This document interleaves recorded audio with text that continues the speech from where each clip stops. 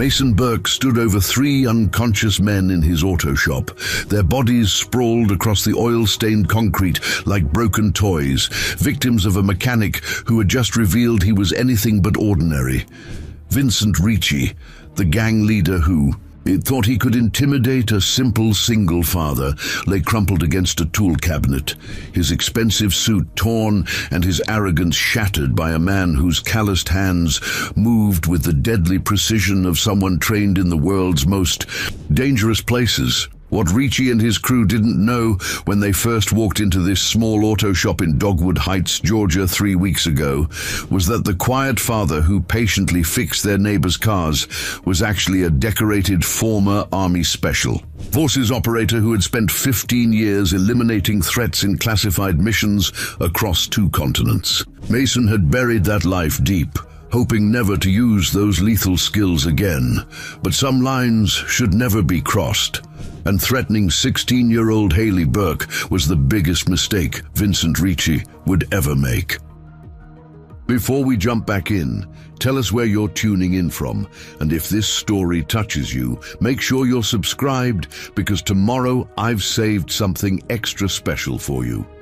3 weeks earlier, the alarm clock beside Mason's bed buzzed at exactly 5:30 in the morning, same as it had every day for the past 8 years. He rolled over, silencing it with a practiced motion that barely disturbed the faded military dog tags hanging from the lamp beside his bed. The small bedroom was Spartan, clean, with only the essentials visible.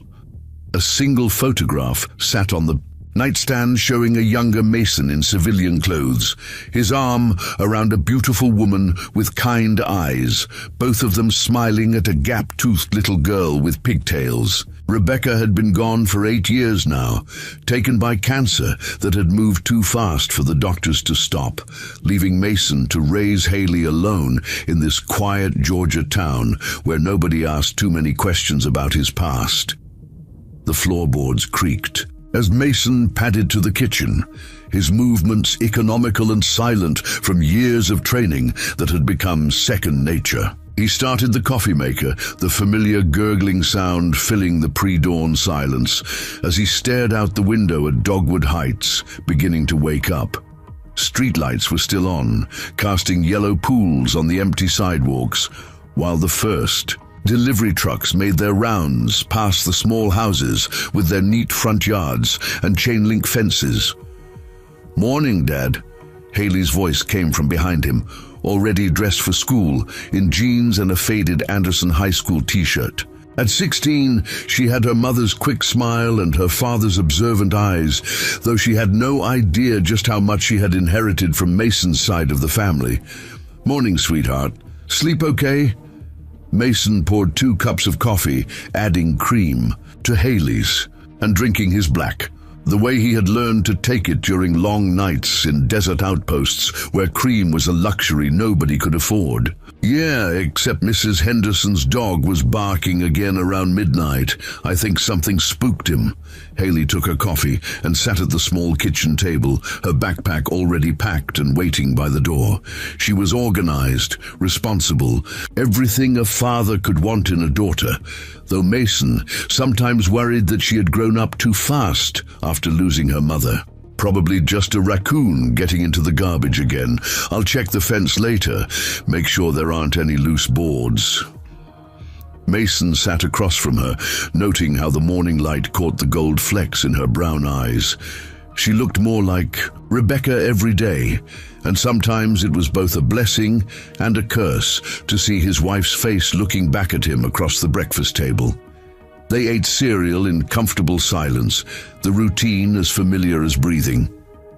Mason read the local newspaper, while Haley scrolled through her phone, both of them content in each other's company. The Dogwood Heights Gazette was thin, mostly filled with high school sports scores, city council meeting minutes, and advertisements for local businesses. It was exactly the kind of boring, peaceful news that Mason had hoped for when he chose this town 8 years ago. "Connor's dad is judging the science fair next week," Haley said, looking up from her phone. "Connor Herrera from my biology class. His father's that judge who lives in the big house on Elm Street." Judge Diego Herrera. Good man. I worked on his car last month, brake pads and an oil change. Mason folded the newspaper, standing to rinse his coffee cup in the sink. You entering anything in the science fair? Maybe. I've been working on this project about engine efficiency, comparing older carburetor systems to modern fuel injection. Mr. Patterson said I could use the shop as a case study if it's okay with you. Mason paused, looking at his daughter. With pride and a touch of concern. She was smart, probably too smart for her own good sometimes, and she had developed a fascination with mechanical systems that reminded him of his own early interest in how things worked. Of course it's okay. Just be careful around the equipment and don't touch anything without asking first. I know, Dad. I've been hanging around that shop since I was 8. I probably know more about cars than half the guys in my class. Haley grinned, finishing her coffee and grabbing her backpack. Plus, Diego's been teaching me about transmissions after school. He's really good at explaining complicated stuff. Diego Herrera was 17, worked part-time at the shop, and had turned out to be both reliable and mechanically gifted. Mason had hired him 6 months ago, when the kid had shown up looking for work, polite and eager to learn. His mother, Dr. Marisa Gonzalez, ran the local medical clinic and had raised Diego to be respectful and hardworking. The boy had good instincts with engines and an even better attitude about learning from his mistakes. Diego's a good kid. Just remember, you're there to observe and learn, not to get your hands dirty with the heavy work. Mason grabbed his own jacket, a worn leather one that had seen better days but was broken in perfectly, ready to go. The walk to Anderson High School took 15 minutes through tree-lined streets, where neighbors waved from their front porches and kids rode bicycles on sidewalks cracked by decades of Georgia heat. Mason had chosen this neighborhood specifically because it felt safe, stable, the kind of place where people looked out for each other and where a single father could raise his daughter without constantly looking over his shoulder. There's Connor, Haley said, pointing to a tall, lanky boy with dark hair waiting by the school's front entrance. I'll see you tonight, Dad. Don't forget, parent-teacher conferences are next Thursday. I'll be there. Have a good day, sweetheart. Mason kissed the top of her head, watching as she jogged over to join her friend.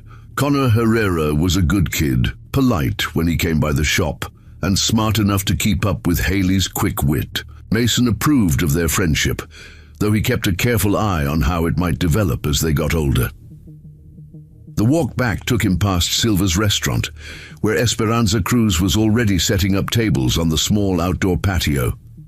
She looked up as he passed, offering a smile that made something warm and unfamiliar stir in his chest.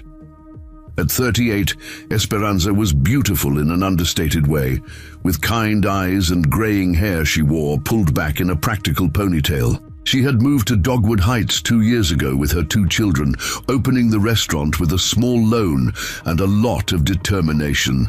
Morning, Mason. Coffee's on if you want a cup to go.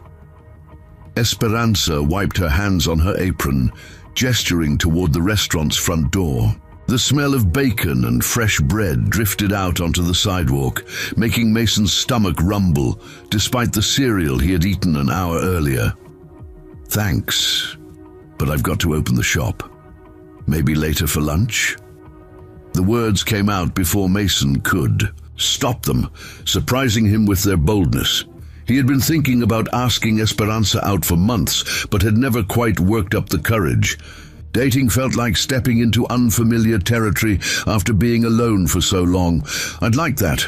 I'll save you some of that beef stew you complimented last week. Esperanza's smile widened, and Mason felt that warm feeling in his chest grow stronger.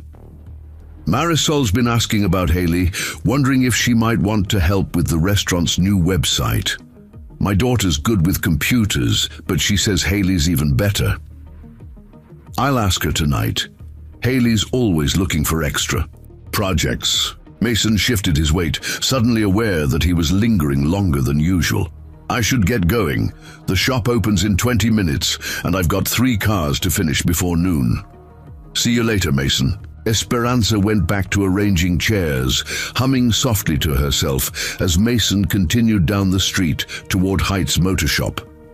The auto repair shop sat on a corner lot, a converted gas station from the 1950s that Mason had bought and renovated. When he first moved to Dogwood Heights, the building was solid with high ceilings, good ventilation, and enough space for 4 cars to be worked on simultaneously. Mason had installed new equipment gradually over the years, building a reputation for honest work and fair prices that kept customers coming back and referring their friends. He unlocked the front door, flipping on the lights and breathing in the familiar smell of motor oil, metal, and the industrial soap he used to keep everything clean. This was his sanctuary, the place where he could lose himself in the mechanical puzzles that engines presented, where problems had logical solutions, and hard work produced tangible results. The first customer arrived at 8 o'clock sharp. Mrs. Patricia Moore, 72 years old, and driving the same 1998 Honda Civic she had owned since it was new. She was one of Mason's regular customers, a widow who treated her car like a beloved pet and trusted Mason to keep it running smoothly. "Good morning, Mrs. Moore. How's the Civic treating you?" Mason wiped his hands on a shop rag, walking over to where she had parked near the front bay. "Oh, you know how it is, Mason. She's making that noise again, the one that sounds like a cat purring, but not quite right. I swear that car has more personality than most people I know." Mrs. Moore climbed out of the driver's seat slowly, her arthritis making every movement deliberate and careful. "Let's take a listen." Mason got behind the wheel, starting the engine and listening to the subtle irregularity in the idle that misses. Moore had learned to detect over decades of driving the same vehicle. It was probably a minor carburetor adjustment, nothing serious, but he would give it a thorough inspection anyway, because that was how he had built his reputation in this town. Diego arrived at 8:30, riding his bicycle from the small apartment he shared with his mother near the medical clinic. At 17, he was tall for his age, with quick hands and an intuitive understanding of how mechanical systems work together. Mason had taught him to approach every repair methodically, to think through problems before reaching for tools, and to never assume anything without checking first. "Morning, Mr. Burke. Mrs. Moore's car again." Diego hung his jacket on a hook near the back door, already reaching for the coveralls that protected his school clothes from grease and dirt. "Just a minor adjustment, but I want you to check the belts and hoses while we're at it. She's been driving this car for 25 years, and preventive maintenance is what keeps it running." Mason popped the hood, pointing out the areas he wanted Diego to inspect. "Remember what I taught you about looking for wear patterns? Check for cracking, fraying, and any signs of stretching. Look for fluid leaks that might indicate seal problems. And always check the connections to make sure everything's tight." Diego recited the checklist Mason had drilled into him over the past 6 months, already moving around the engine compartment with growing confidence. The morning passed quietly, with the familiar rhythm of work filling the shop. Mason completed an oil change on a pickup truck, while Diego handled Mrs. Moore's carburetor adjustment under careful supervision. The radio played classic rock at low volume, mixing with the sounds of tools on metal and the occasional conversation between the two mechanics. Around 11 o'clock, a black sedan pulled up outside the shop, moving slowly as if the driver was getting a good look at the building and its surroundings.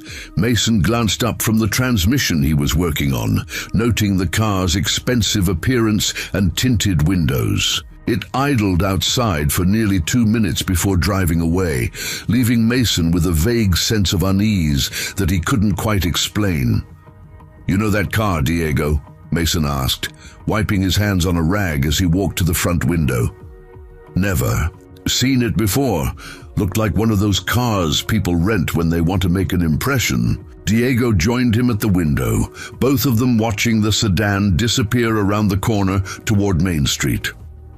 The feeling of unease stayed with Mason for the rest of the morning, a subtle tension that reminded him of patrol missions in Afghanistan, when his instincts would start screaming warnings that his conscious mind couldn't yet articulate. He found himself glancing toward the street more often than usual, noting the faces of pedestrians and the license plates of passing cars with the automatic awareness that had kept him alive in much more dangerous places. But this was Dogwood Heights, Georgia, not a war zone, and Mason told himself he was probably just imagining threats where none existed. After 8 years of peaceful civilian life, maybe he was finally starting to relax enough to notice how quiet and safe his new world really was. He had no way of knowing that Vincent Ricci had spent the morning driving around the neighborhood, cataloging businesses and planning the expansion of his protection racket into this quiet part of town. The black sedan would be back soon, and when it returned, Mason Burke's carefully constructed peaceful life would begin to unravel in ways he couldn't yet imagine. Telling and preparing this story took us a lot of time, so if you are enjoying it, subscribe to our channel. It means a lot to us. Now, back to the story. The lunch rush at Silver's restaurant had just ended when Mason walked through the front door, still wiping grease from his hands with a shop rag. The small dining room was nearly empty, except for an elderly couple sharing a piece of pie and Esperanza's 14-year-old daughter Marisol doing homework at a corner table. The smell of cumin and fresh cilantro hung in the air, mixing with the aroma of coffee that had been brewing since morning. "Perfect timing," Esperanza called from behind the counter, ladling beef stew into a large bowl. "I was just starting to worry you'd forgotten about lunch." Never forget a promise, especially when it involves your cooking. Mason settled onto a stool at the counter, accepting the steaming bowl and a piece of cornbread that was still warm from the oven. The first spoonful reminded him why Silver's had become so popular in such a short time. Esperanza had a gift for combining traditional flavors with just enough innovation to keep things interesting. "Marisol, come say hello to Mr. Burke."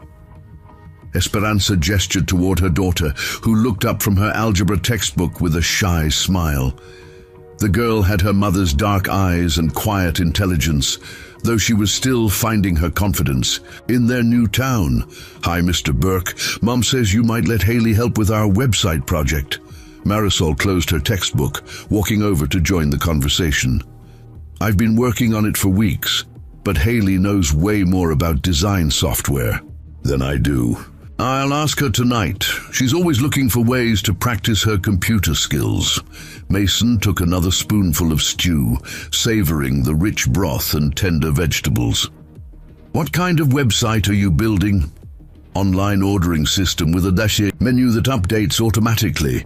Mom wants customers to be able to place takeout orders from their phones, but the templates I found online look really generic." Marisol's enthusiasm was evident as she explained her vision for the project.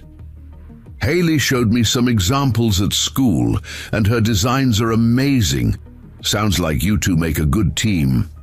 Mason glanced at Esperanza, who was watching her daughter with obvious pride. Haley would love to be involved. She's been talking about starting her own web design business after graduation. The front door chimed as 3 men in expensive suits walked into the restaurant. They moved with the casual confidence of people accustomed to being the most important individuals in any room they entered. The man in the center was tall and lean, with graying hair slicked back and eyes that seemed to catalog every detail of his surroundings. His companions flanked him like bodyguards, their attention focused outward rather than on the conversation their boss was about to initiate. "Good afternoon," the leader said, his voice carrying a slight accent that suggested New York or New Jersey origins. "I'm Vincent Ricci. I'd like to speak with the owner about some business opportunities in the neighborhood." Esperanza moved protectively closer to Marisol, her maternal instincts immediately alert to the subtle menace these men carried despite their polite words. "I'm the owner. What kind of business opportunities?" "The kind that ensures your restaurant stays safe and profitable in these uncertain times." Vincent's smile was all teeth and no warmth as he gestured toward the dining room. "Beautiful place you've got here. It would be a shame if anything happened to it." Mason set down his spoon, his attention now completely focused on the three men. Every instinct developed over 15 years of military service was screaming warnings about their body language, their positioning, and the way they had entered the restaurant like a coordinated unit. The man on Vincent's left kept his right hand near his jacket's inner pocket, while the one on the right had positioned himself between the group and the back exit. "I'm not sure what you're talking about," Esperanza replied, her voice steady despite the obvious tension in her shoulders. "This is a quiet neighborhood. We don't have problems with safety here." "Not yet, but things change. Crime rates go up. Vandalism increases, customers start feeling unsafe." Vincent pulled out a business card, setting it on the counter with deliberate precision. "For a reasonable monthly fee, my associates and I can provide protection services, insurance, you might say, against the kind of problems that can destroy a small business overnight." "We already have insurance," Marisol said, her young voice cutting through the adult conversation with innocent directness. "Mom pays the premiums every month." Vincent's laugh was harsh and artificial. "That's a smart kid you've got there, but regular insurance doesn't cover everything. Some kinds of damage, they call it acts of God or criminal activity, and suddenly you're on your own." Mason stood up slowly, his movement drawing Vincent's attention for the first time since the men had entered the restaurant. "Sounds like you're describing a protection racket. I'm sorry, who are you exactly?" Vincent's eyes narrowed as he studied Mason's work clothes and calloused hands. "This doesn't concern you, friend." "Actually, it does. Esperanza's a neighbor, and I don't like seeing neighbors get hassled by strangers making veiled threats." Mason's voice remained calm and conversational, but there was something in his posture that made the man nearest the door shift uncomfortably. "Threats? I think there's been a misunderstanding." Vincent's smile became even more predatory. "We're legitimate businessmen offering a valuable service.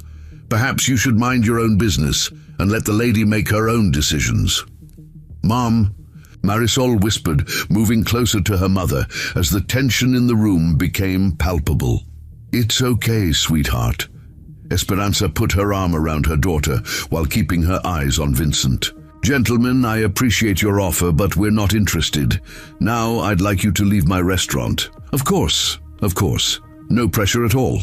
Vincent retrieved his business card from the counter, tucking it back into his jacket pocket. "But you might want to reconsider. Talk to some of the other business owners around here. Ask them about the benefits of having reliable protection in an unreliable world." The three men turned to leave, but Vincent paused at the door to look back at Mason. "You know, friend, sometimes good neighbors get hurt when they stick their noses where they don't belong. Accidents happen all the time in repair shops.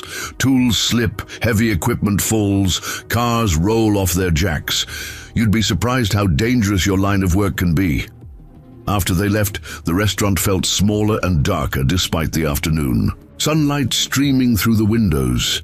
Marisol was visibly shaken, while Esperanza tried to project calm authority for her daughter's sake. Mason remained standing, his mind already working through the implications of what had just occurred. "Who were those men?" Marisol asked, her algebra homework forgotten on the table. "Nobody important, sweetheart.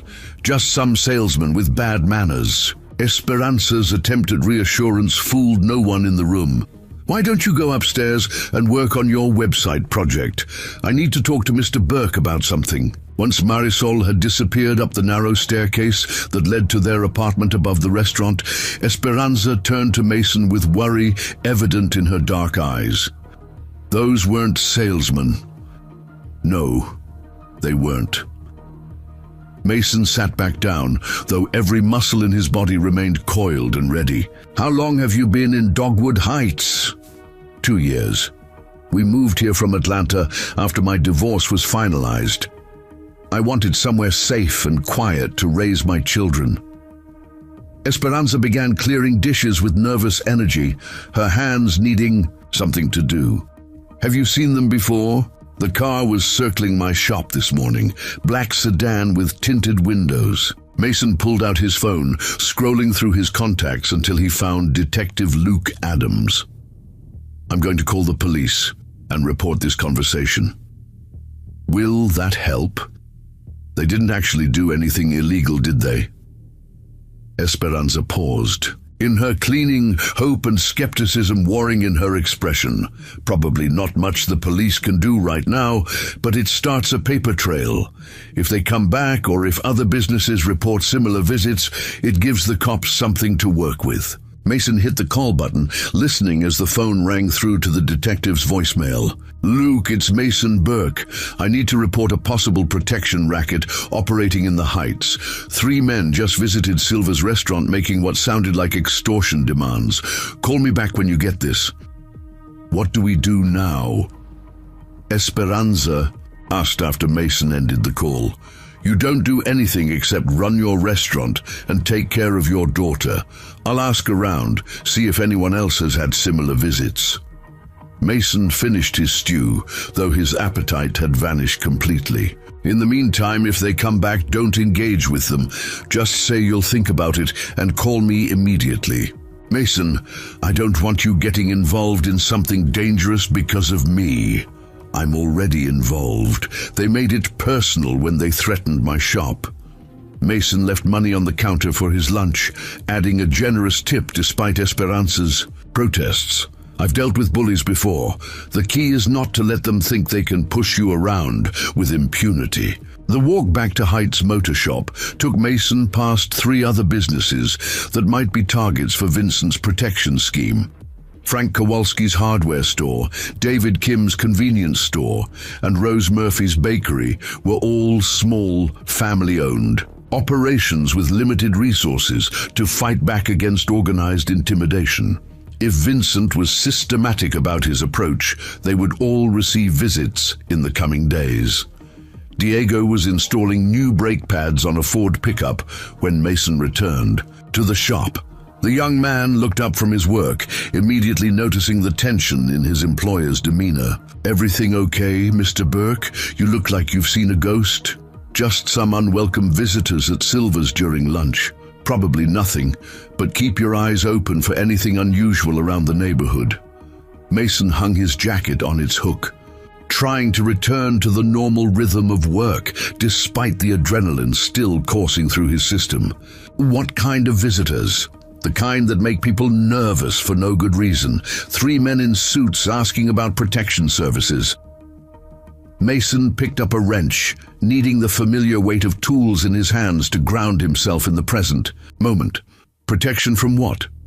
Diego's question was innocent, but it highlighted the fundamental problem with Vincent's business model. You couldn't sell protection from threats that didn't exist unless you were prepared to create those threats yourself. That's exactly the right question to ask. Mason began working on the transmission repair he had started that morning, letting the methodical process of disassembly and diagnosis calm his racing thoughts. How's your mother doing at the clinic? Good. She's been talking about expanding her practice, maybe hiring a nurse practitioner to help with the patient load. Diego finished tightening the last bolt on the brake assembly, wiping his hands before moving to the next task. Why do you ask? Just wondering if she's heard anything about crime in the neighborhood, or if any of her patients have mentioned problems with their businesses. Mason was fishing for information without wanting to alarm the teenager, but Diego was smart enough to pick up on the subtext. You think those men might visit other businesses too? It's possible. Protection rackets don't usually limit themselves to one target. Mason paused in his work, looking directly at Diego. If anyone approaches you or your mother about paying for protection services, call me immediately. Don't try to handle it yourselves. Yes, sir. Should I warn my mom? Tell her to be alert, but don't scare her unnecessarily. These guys probably... Don't bother with the medical clinic. Too much government oversight and too many connections to law enforcement. Mason hoped he was right about that assessment, but Vincent had struck him as someone who was thorough in his business practices. The afternoon passed slowly, with both men working with only half their attention focused on the mechanical tasks at hand.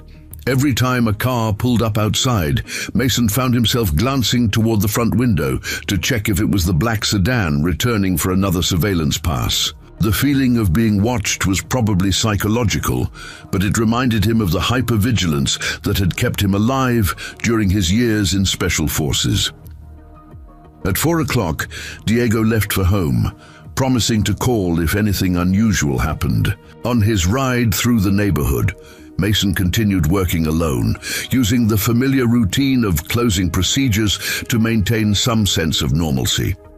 He balanced the cash register, swept the shop floor, and secured the tools that couldn't be left out overnight. The physical activity helped burn off some of the nervous energy that had been building since lunch. His phone rang as he was locking the front door. Detective Luke Adams' name appeared on the screen, along with a photo from the previous years. In police charity barbecue, where Mason had volunteered to help with food preparation. Luke, thanks for calling back. Got your message about the protection racket. Can you give me more details about what happened? The detective's voice carried the weariness of someone who had dealt with too many similar situations and not enough resources to address them all effectively. 3 men visited Silva's restaurant during lunch, made veiled threats about the dangers small businesses face, offered protection services for a monthly fee. Mason walked toward his truck as he talked, automatically scanning the street for the black sedan. The leader called himself Vincent Ricci, well-dressed, spoke with a northeastern accent. Vincent Ricci. Luke repeated the name with recognition. We've been tracking someone by that name for the past 6 months. Started operating in Atlanta, gradually expanding into smaller communities. Always stays just on the legal side of extortion until he doesn't. What does that mean exactly? It means he's smart enough to avoid explicit threats until businesses refuse to pay. Then accidents start happening. Broken windows, vandalism, sometimes worse. Luke paused, and Mason could hear papers shuffling in the background. How many other businesses do you think he might target in your area? At least half a dozen within walking distance of Silva's, all small family-owned operations. Mason climbed into his truck, starting the engine while keeping the phone pressed to his. Here, what can you do about it? Not much, until he crosses the line into actual criminal activity. We can increase patrols in the area, ask other business owners to report any similar approaches. Luke's frustration was evident in his voice. The problem is, these guys are professionals. They know exactly how far they can push before they give us grounds for arrest, so we just wait for them to commit a crime. Unless you've got a better idea. Georgia law doesn't criminalize offering protection services, even when everyone knows what that really means. Luke sighed heavily. Look, Mason, I know this isn't what you want to hear, but the best thing you can do is stay out of it. Let us handle the law enforcement side, and if they come back, call me immediately. Don't try to be a hero. Mason ended the call feeling more frustrated than reassured. Detective Adams was a good cop working within a system that favored criminals, smart enough to avoid explicit threats. Vincent Ricci clearly understood the rules of the game and had been playing it successfully for months. The drive home took Mason through the commercial district where most of the potential targets would be located. He drove slowly, noting which businesses were still open and how many customers were coming and going. Everything looked normal on the surface, but he couldn't shake the feeling that Vincent's visit to Silver's was just the opening move in a larger campaign. Haley was waiting in the kitchen when he arrived home, her school books spread across the table, along with what appeared to be several printed web page designs. She looked up as he entered, her expression bright with enthusiasm for whatever project had captured her attention. "Dad, you'll never guess what Marisol showed me after school.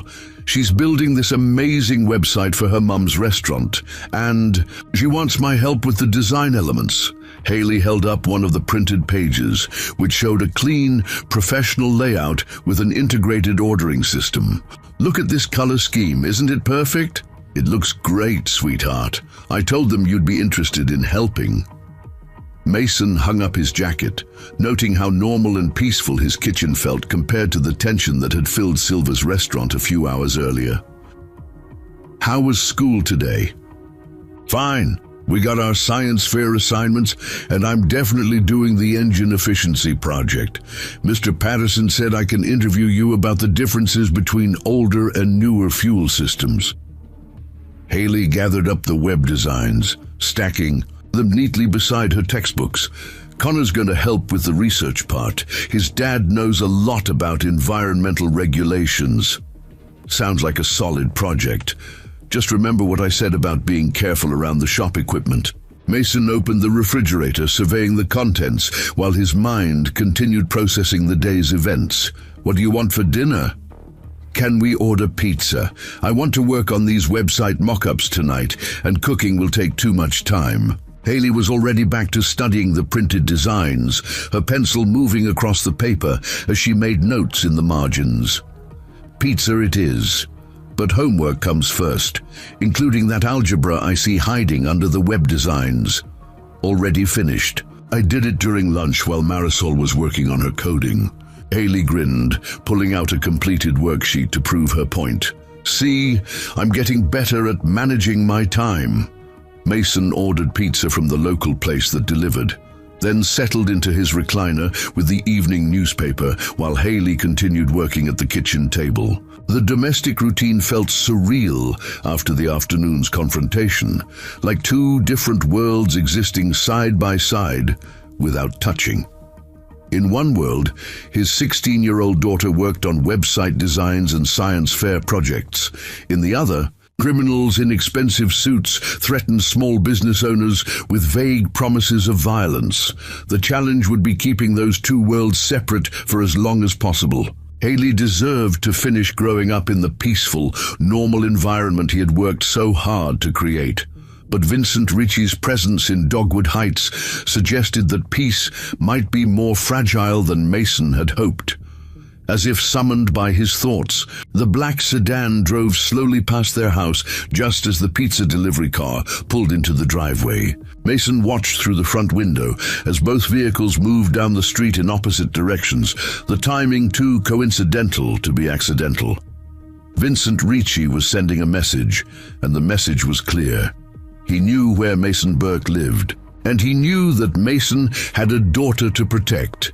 The next morning brought gray clouds and the smell of rain in the air as Mason walked Haley to school along their usual route. He had slept poorly, waking several times to check the street outside their house for any sign of the black sedan. Each time the neighborhood had been quiet and empty, but the feeling of being watched lingered like a persistent headache. "You're quieter than usual this morning," Haley observed as they turned onto the street leading to Anderson High School. "Everything okay?" "Just thinking about work. Mrs. Patterson's bringing her Honda in today for its monthly checkup, and I want to make sure we have all the parts she might need." Mason kept his voice casual while his eyes automatically scanned parked cars and sighed. "Streets for anything that seemed out of place. You've been taking care of that car for years. I bet you could fix it with your eyes closed by now." Haley adjusted her backpack straps, already focused on the school day ahead. "Don't forget, Connor and I are staying after school today to work on our science fair research in the library. What time will you be done? Probably around 5. Connor's dad is picking us up and dropping me off at home. Haley paused at the school's front entrance, where students were gathering in small groups before the first bell. Unless you want to pick me up instead? Judge Herrera's fine. I know his car well enough to trust his driving. Mason kissed the top of his daughter's head, the gesture automatic after years of morning routine. Have a good day, sweetheart. I'll see you tonight. The walk back to Heights Motor Shop took Mason past Frank Kowalski's hardware store, where the owner was setting up a sidewalk display of garden tools and paint cans. Frank looked up as Mason approached, his expression troubled in a way that immediately raised Mason's alert level. Morning, Mason. Got a minute to talk? Frank glanced around nervously before continuing. Had some visitors yesterday evening right before closing time. 3 men in suits asking about security services. Let me guess, Vincent Ricci and his associates? Mason stepped closer to the hardware store's entrance, positioning himself where they could talk without being easily overheard by passing pedestrians. You know them. Frank's relief was palpable. When they left, I wasn't sure if I should call the police or just hope they don't come back. They visited Silva's restaurant yesterday during lunch, made the same pitch to Esperanza about protection services. Mason pulled out his phone, showing Frank the contact information for Detective Luke Adams. You should call this number and report the visit. The more businesses that file reports, the better chance the police have of building a case. What kind of case? They were polite enough, didn't actually threaten anything specific. Frank moved. A rack of rakes to block the view from the street, his movements betraying the nervousness he was trying to hide. Protection rackets work by implication. They describe all the terrible things that could happen to your business, then offer to prevent those things for a reasonable fee. Mason watched Frank's face as understanding dawned. The threat is never explicit until you refuse to pay.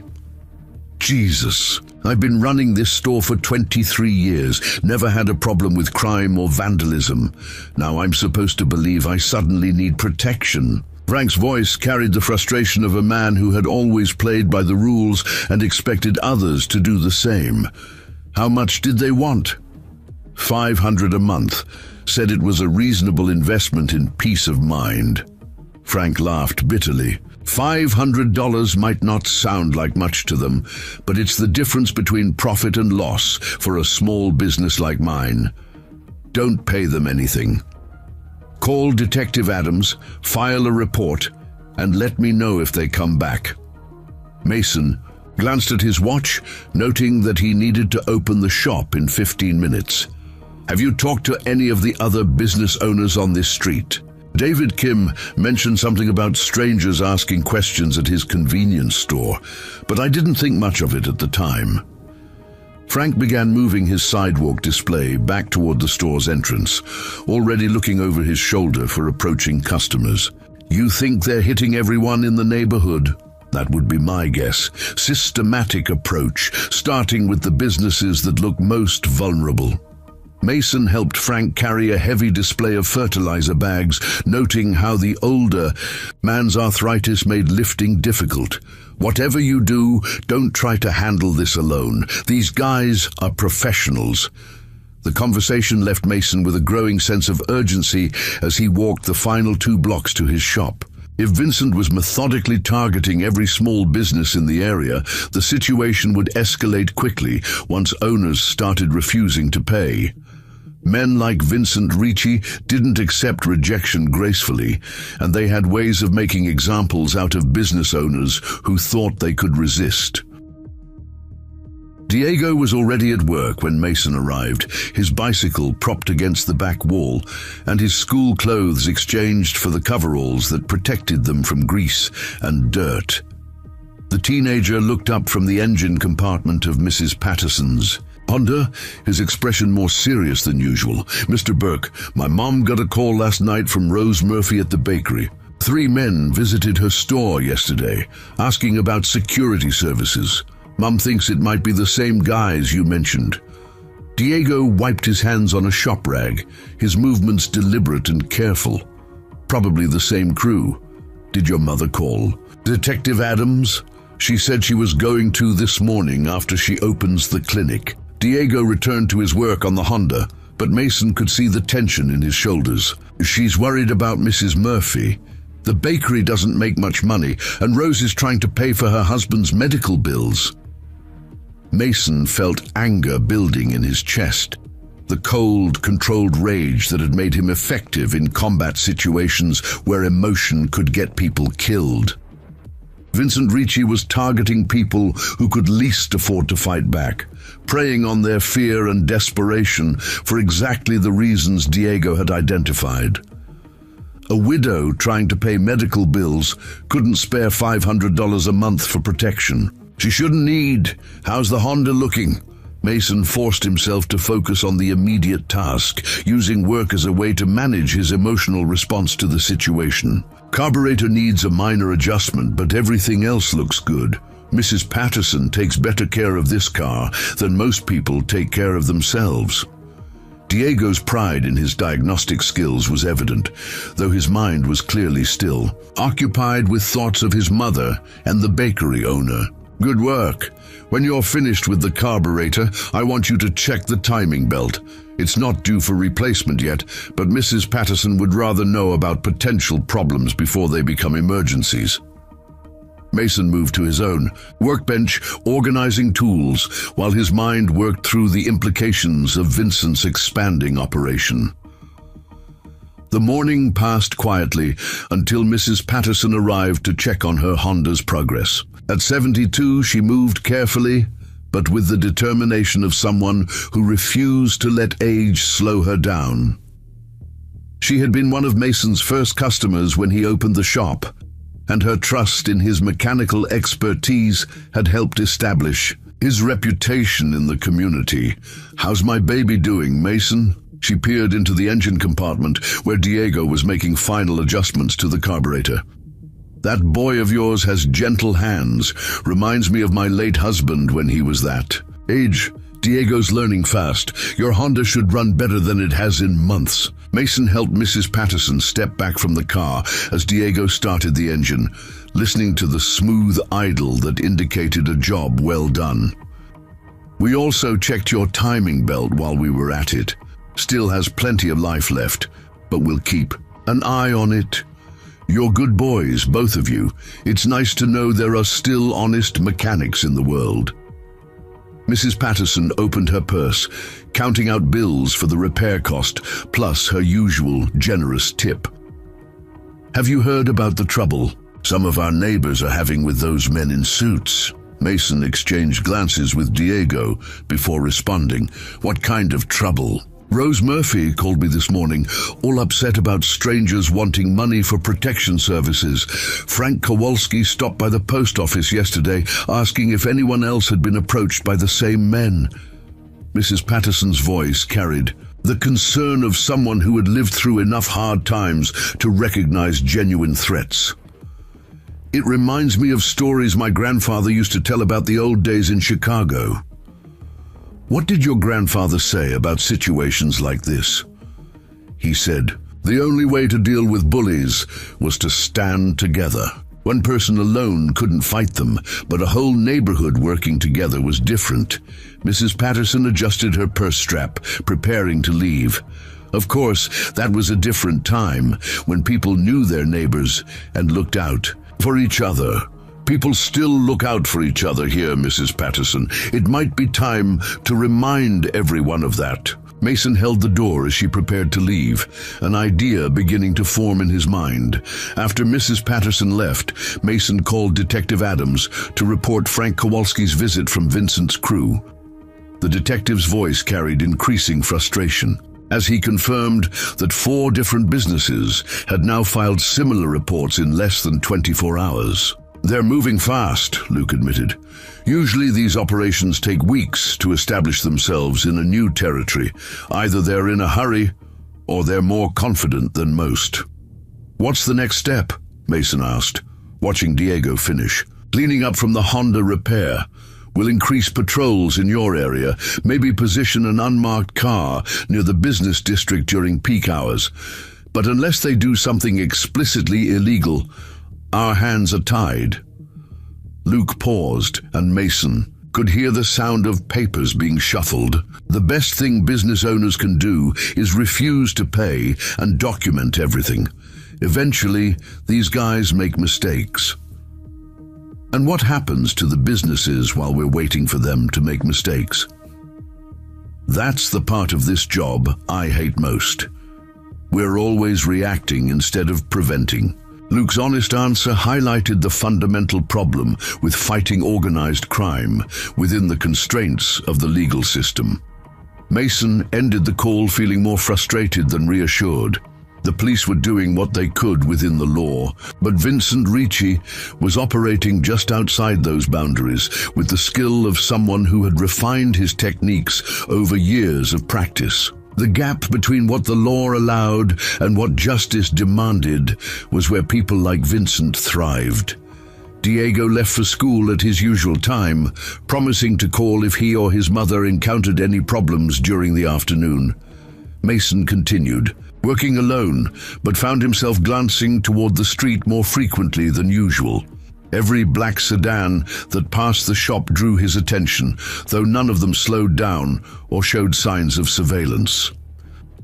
At 2 o'clock, Esperanza appeared. In the shop's doorway, her expression worried and her usual composure clearly strained. She entered hesitantly, as if unsure whether she was welcome or whether her presence might create additional problems. "I hope I'm not bothering you," she began, glancing around the shop with obvious nervousness. "I wanted to thank you for yesterday and to let you know that Vincent Ricci came back to the restaurant this morning." Mason set down the wrench he had been holding, giving Esperanza his complete attention. "What did he want?" "The same thing as yesterday, but less polite about it. He said he'd heard that I'd been talking to neighbors about his business proposal, and he wanted to clarify any misunderstandings I might have." Esperanza wrapped her arms around herself, a gesture that suggested she was still feeling vulnerable. From the encounter, what kind of clarifications? He emphasized how much he values good relationships with local business owners and how disappointed he would be if someone chose to be uncooperative. Esperanza's voice was steady, but Mason could see the fear in her eyes. He also mentioned that he knew Marisol walked home from school alone most afternoons. The mention of Esperanza's daughter triggered something cold and dangerous in Mason's chest, the same feeling he had experienced in Afghanistan when enemy combatants had threatened civilian populations. The transition from business pressure to personal intimidation represented a line that Vincent had just crossed, whether he realized it or not. Did he threaten Marisol directly? Not in so many words. He just said that young people today face so many dangers, and how important it is for parents to make sure their children stay safe. Esperanza's hands were shaking slightly as she spoke. "Mason, I don't know what to do. I can't afford $500 a month, but I can't risk something happening to my daughter. You're not going to pay them anything, and nothing is going to happen to Marisol." Mason's voice carried absolute certainty, though he was already working through the tactical implications of protecting two families instead of just one. "Have you called Detective Adams?" Right after they left, he said he'd send a patrol car by the restaurant and the school, but he can't station officers there permanently. Esperanza looked around the shop again, taking in the tools and equipment that represented Mason's civilian life. "I'm scared, Mason. These men aren't going to just go away." "No, they're not. But they're also not as powerful as they want you to believe." Mason walked to the front window, scanning the street for any sign of surveillance. "The key is not to let them isolate us. Fear works best when people think they're facing it alone." "What do you mean?" "Mrs. Patterson mentioned something this morning about her grandfather's advice for dealing with bullies. He said the answer was for the whole neighborhood to stand together." Mason turned back to face Esperanza, an idea crystallizing in his mind. Maybe it's time to organize a community meeting. You think other business owners would be willing to work together? I know Frank Kowalski and Rose Murphy would be interested. David Kim's convenience store was probably hit too, based on what Frank mentioned. Mason pulled out his phone, scrolling through his contacts. Father Carlos Benedetti at Holy Trinity. Church would let us use the community room. He's been trying to get neighbors more involved with each other anyway. What would we accomplish at a meeting like that? Information sharing, coordinated response, maybe some mutual support for the businesses that are being targeted. Mason was thinking out loud, drawing on his military experience with community liaison work in occupied territories. Criminals like Vincent depend on their victims feeling isolated and helpless. Take that away and their whole strategy falls apart. Do you really think it could work? I think it's worth trying. The alternative is letting Vincent pick us off one by one until everyone's paying his protection fees. Mason looked directly at Esperanza, seeing the hope beginning to replace fear in her expression. Are you willing to help organize it? Yes, absolutely. Esperanza's voice was stronger now, as if the prospect of taking action had restored some of her natural confidence. When should we do it? Tomorrow evening, after most people have closed their businesses for the day. I'll call Father Carlos and Frank Kowalski. Can you reach out to Rose Murphy and anyone else you think might be interested? I'll start making calls as soon as I get back to the restaurant. Esperanza moved toward the door, then paused to look back at Mason. Thank you for everything. I know you didn't ask to get involved in this. Sometimes the things we don't ask for are the most important things we can do. Mason's response surprised him with its honesty. Be careful walking back to the restaurant. If you see that black sedan or any of Vincent's crew, go into the nearest business and call me immediately. After Esperanza left, Mason found himself unable to concentrate on the transmission repair that should have been his priority for the afternoon. Instead, he was mentally cataloging the resources available for tomorrow night's community meeting and thinking through the tactical challenges of organizing civilians who had no experience with coordinated resistance. Vincent Ricci had made a critical error by moving too fast and threatening too many people at once. Individual business owners might be vulnerable to intimidation, but a united community was a different kind of opponent entirely. The question was whether Mason could help his neighbors understand that strength before Vincent realized his mistake and adapted his strategy accordingly.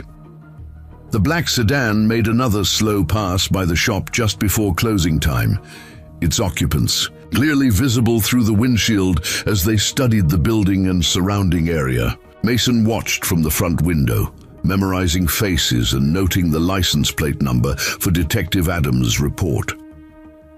Vincent Ricci was escalating the situation exactly as Mason had predicted, but he was also providing the motivation that would bring the community together. Sometimes the best way to defeat an enemy was to let them reveal their true nature to everyone who needed to see it. The community room at Holy Trinity Church filled slowly that evening as business owners and concerned residents filtered in through the side entrance that Father Carlos Benedetti had unlocked specifically for the meeting. Mason arrived early to help arrange folding chairs in a circle, noting how the fluorescent lighting cast harsh shadows that somehow seemed appropriate for the serious discussion they were about to have.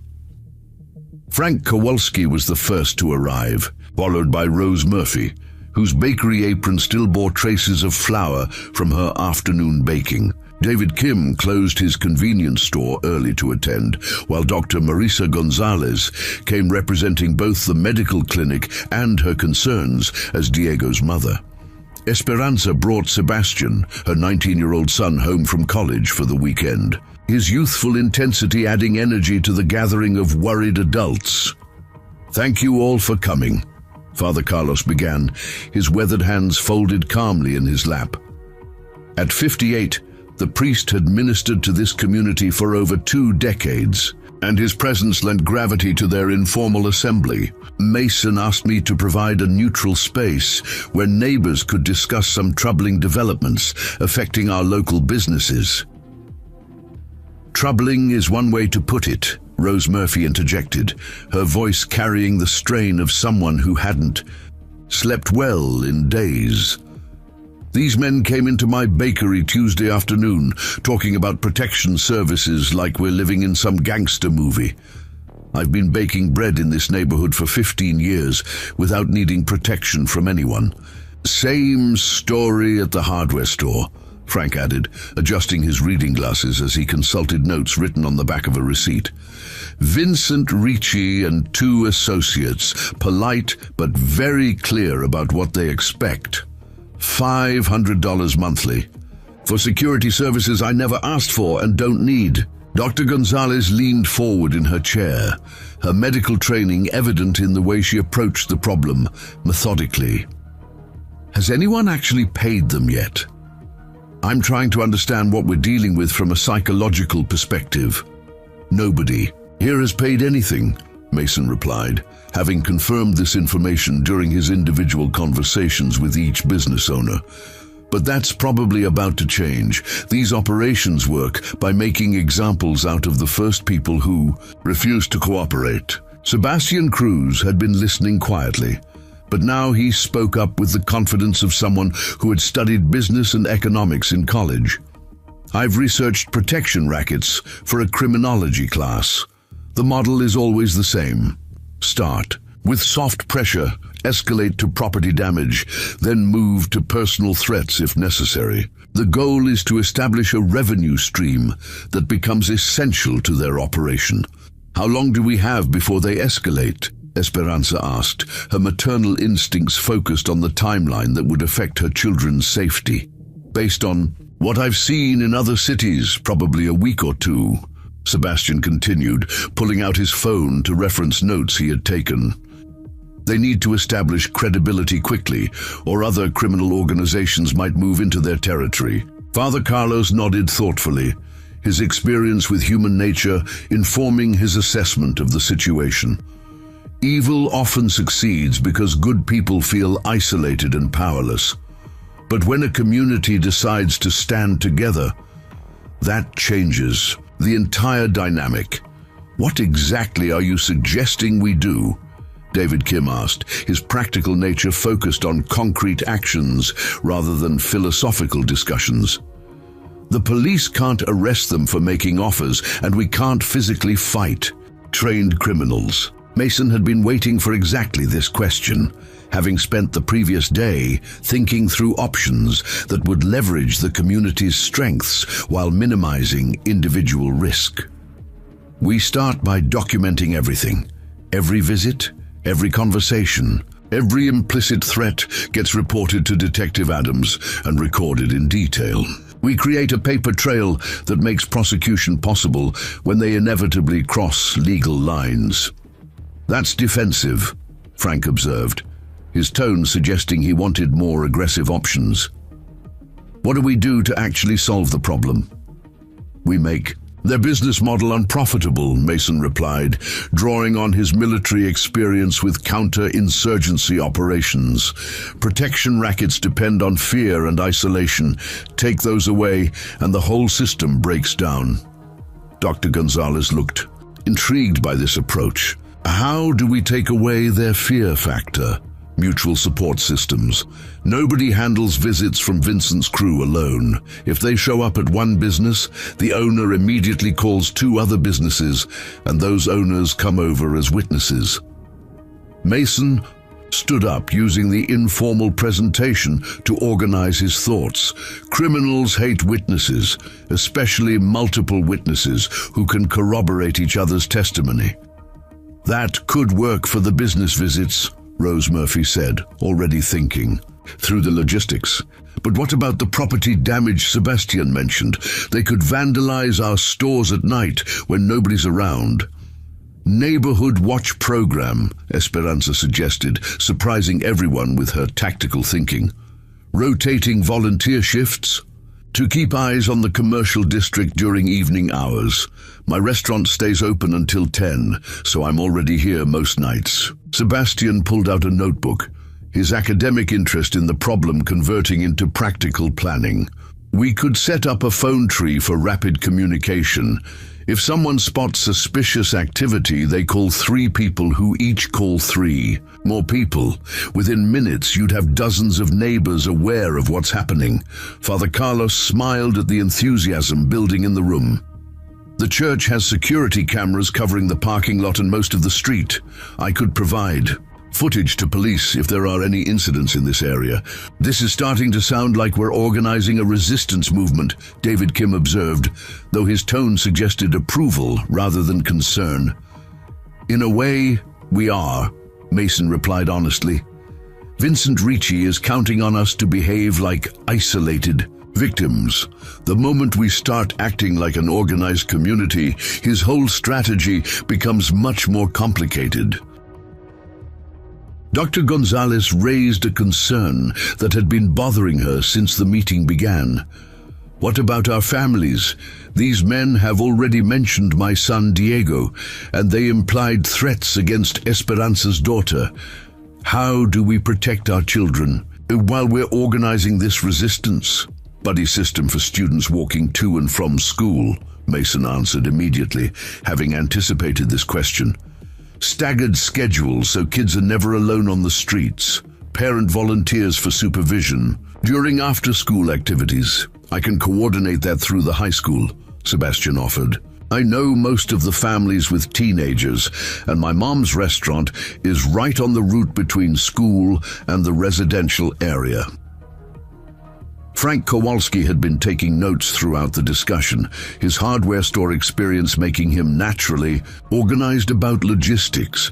We're going to need supplies, notebooks for documentation, batteries for flashlights, maybe some two-way radios for the neighborhood watch. I can provide medical supplies for a first aid station, Dr. Gonzalez added, her professional instincts engaged despite her personal concerns. If we're asking people to take shifts watching the neighborhood, we should be prepared for minor injuries or health emergencies. Rose Murphy looked around the circle of determined faces, her expression reflecting both hope and residual fear. This all sounds wonderful in theory, but what happens when Vincent realizes what we're doing? Won't that make him more dangerous? Possibly, Mason admitted, appreciating her realistic assessment of the risks involved. But the alternative is letting him establish permanent control over this neighborhood. Once that happens, the protection, impairments are just the beginning. What do you mean? Father Carlos asked, his pastoral experience telling him that there were layers to this situation that hadn't been fully explored. Protection rackets are gateway operations for larger criminal enterprises, Sebastian explained, consulting his research notes. Drug dealing, money laundering, human trafficking. They use the infrastructure of fear and compliance to expand into more profitable activities. The room fell silent as the implications of Sebastian's statement sank in. What had seemed like a financial problem affecting local businesses was actually the first stage of something much more serious and long-term. So we're not just fighting for our businesses, Esperanza said quietly. We're fighting for our neighborhood's future. Exactly, Mason confirmed, noting how the realization was crystallizing the group's determination. Vincent Ricci isn't just asking for money. He's asking for permission to turn Dogwood Heights into his personal territory. David Kim stood up abruptly, his decision-making process apparently complete. Then we don't give him that permission. I'm in for whatever we decide to do. Same here, Frank declared, followed quickly by Rose Murphy's agreement. Dr. Gonzalez nodded her consent, while Father Carlos offered the church's resources for coordination and communication. Sebastian volunteered to create a digital documentation system that would organize their evidence collection efforts. I'll contact Detective Adams tomorrow morning and brief him on our community response plan, Mason said, taking on the role of police liaison naturally. He needs to know that we're organizing ourselves so he can coordinate official law enforcement activities with our efforts. What's our timeline for implementation? Esperanza asked, her restaurant management experience focused on practical scheduling. We start immediately with the documentation and communication systems, Mason replied, mentally organizing the phases of their response. Neighborhood Watch begins this weekend. Buddy system for students starts Monday morning. By next week, we should have a fully coordinated community defense network. And if Vincent escalates before we're ready, Rose Murphy asked, voicing the concern that was probably troubling everyone in the room. Then we adapt and respond as a community instead of as isolated individuals, Mason said simply. That's already more than he's expecting from us. As the meeting broke up, people lingered to exchange phone numbers and confirm their specific responsibilities in the emerging organization. Mason watched the interactions with satisfaction, recognizing the transformation from frightened business owners to determined community members. Vincent Ricci had inadvertently accomplished something that years of community organizing efforts had failed to achieve. Father Carlos approached Mason as the last participants were leaving. You have experience with this kind of situation, don't you? This isn't the first time you've organized civilians to resist criminal pressure. Something like that, Mason replied carefully, not ready to discuss his military background even with someone he trusted. Let's just say, I've seen what happens when communities work together against common threats. Well, whatever your background, I'm grateful you're here. This neighborhood needs someone with your organizational skills.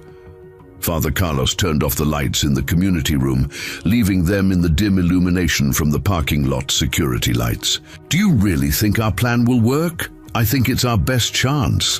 Vincent Ricci is used to dealing with scared individuals who feel powerless to resist.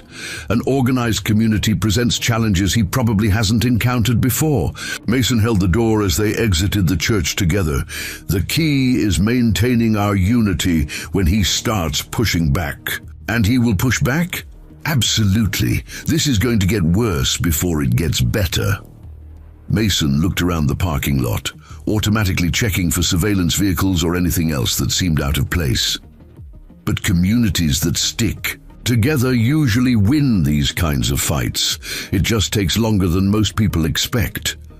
The drive home took Mason through the business district, where several of the meeting participants were already implementing their new security measures. Lights were on in stores that would normally be dark, and he could see people moving around inside buildings where they wouldn't typically be present at this hour.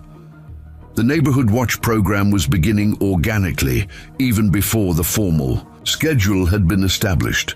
His phone buzzed with a text message as he pulled into his driveway. The number was unfamiliar, but the message was clear. Heard you had an interesting meeting tonight. Some people need to learn when to mind their own business.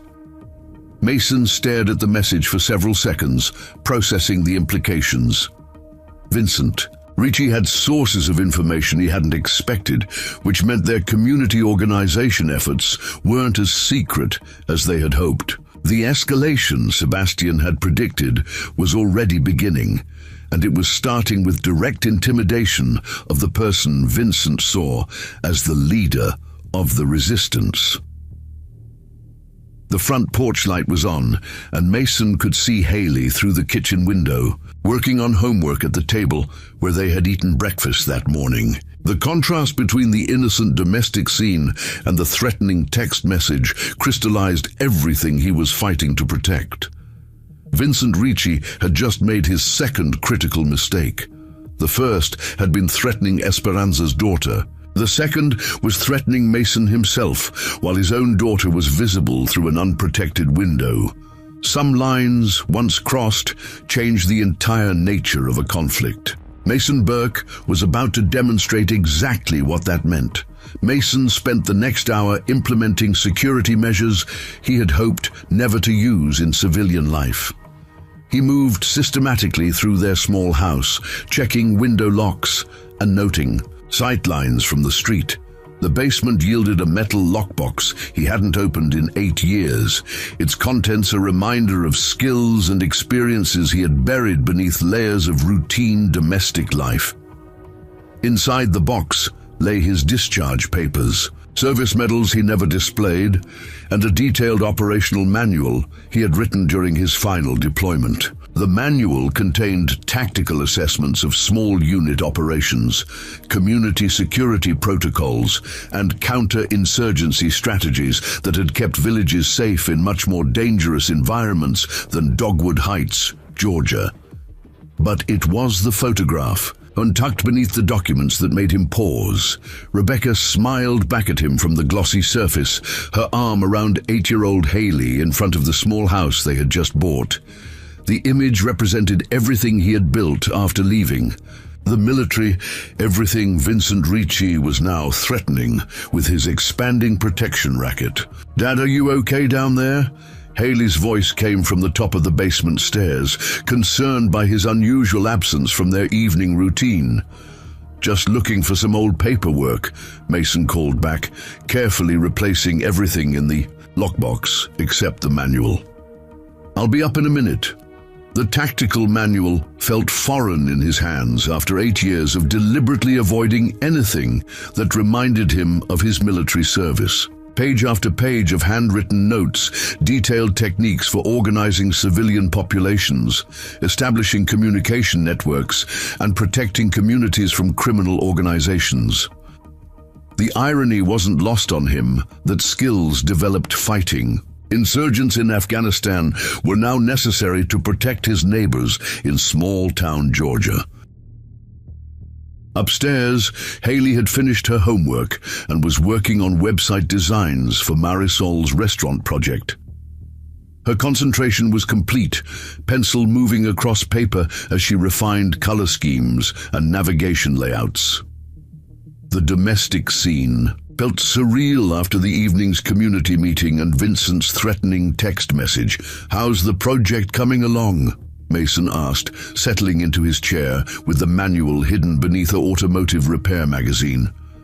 "Really well. Marisol has great ideas about functionality, and I think I'm getting better at translating those into visual designs." Haley held up her latest sketch, showing a clean, professional layout that would make Silver's restaurant look like a much larger operation. "Connor helped with some of the technical research during our library session yesterday. Judge Herrera mentioned that Connor's been asking good questions about environmental regulations for your science fair project." Mason appreciated the normal conversation, though his attention remained partially focused on the security considerations that now occupied his mind. Connor's really smart about research. He knows how to find reliable sources and organize information. Logically, Haley gathered her design materials, preparing to move upstairs for her evening shower routine. His dad seems proud of his academic interests. After Haley went upstairs, Mason opened the tactical manual and began reviewing sections on threat assessment and population protection. The principles remained valid despite the different context. Criminal organizations operated using many of the same psychological tactics as insurgent groups, relying on fear, isolation, and the perception of overwhelming power to control civilian populations. His phone rang at 10:30, displaying Detective Luke Adams' name on the screen. Mason answered immediately, expecting updates about the investigation or questions about the community meeting. "Mason, we've got a problem. Rose Murphy's bakery was vandalized tonight around 9 o'clock. Windows broken, interior damaged, cash register emptied." Luke's voice carried the frustration of someone dealing with predictable but preventable crimes. "She's pretty shaken up. Is she hurt?" Mason was already moving toward his jacket, preparing to drive to the bakery district. "Physically she's fine, but emotionally she's terrified. This is exactly what Vincent Ricci wanted to accomplish." Luke paused, and Mason could hear background voices suggesting the detective was still at the crime scene. "The timing seems designed to send a message about your community meeting tonight. How did they know about the meeting? Mason asked, though he suspected the answer would confirm his growing concerns about information security. Good question. Either someone talked, or they've got better surveillance capabilities than we realized. Luke's assessment matched Mason's own tactical evaluation. Do you want to come down and take a look at the damage? On my way. Is Rose somewhere safe tonight? Her sister's picking her up. She's not staying at her apartment above the bakery until we figure out how much Vincent knows about our neighbors' personal lives. Luke's protective instincts were engaged, though his options remained limited by legal constraints and resource limitations.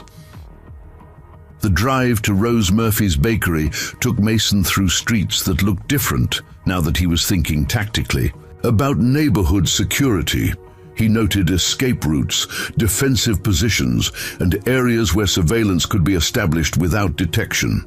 The transformation from peaceful residential blocks to potential operational terrain was automatic, muscle memory from years of assessing similar environments under much more dangerous circumstances. Rose Murphy's bakery occupied the ground floor of a two-story building on Main Street, with her small apartment directly above the shop. Broken glass covered the sidewalk in front of the store, while harsh police spotlights illuminated the interior damage visible through the shattered windows. Detective Adams stood near his patrol car, taking notes while crime scene technicians photographed evidence. Pretty thorough job, Luke observed as Mason approached the damaged storefront. They knew exactly what they were doing.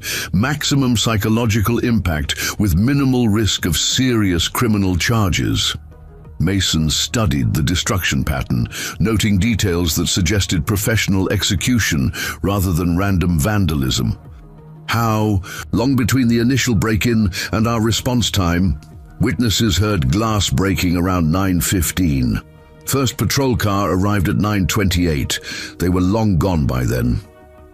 Luke gestured toward the crime scene tape that cordoned off the immediate area. Security camera across the street caught 3 figures in dark clothing, but the image quality isn't good enough for positive identification. 3 people, just like Vincent's crew. Mason walked along the sidewalk, examining the debris pattern, and noting how the damage had been concentrated for maximum visual impact. This was a demonstration, not a robbery. They wanted everyone in the neighborhood to see what happens to businesses that don't cooperate. That's my assessment too. The question is whether it works or whether it backfires by making people more determined to resist. Luke closed his notebook, having documented everything useful about the immediate crime scene. How do you think your neighbors will react? Depends on how we frame the response. If people see this as proof that resistance is hopeless, Vincent wins. If they see it as confirmation that organized opposition is necessary, it could strengthen our community coalition.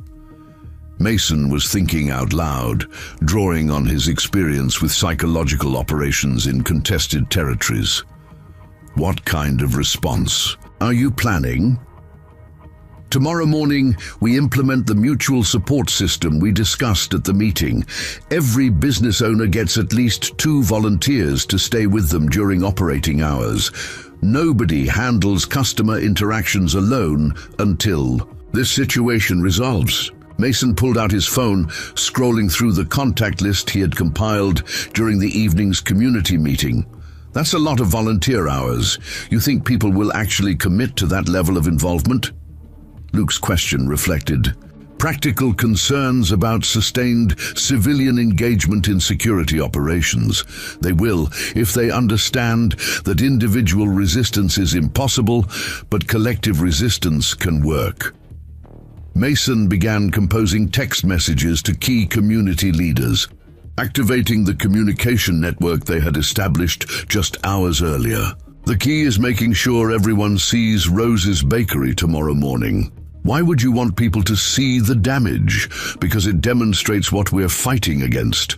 Vincent wants this destruction to intimidate people, but it can also motivate them if we frame it correctly.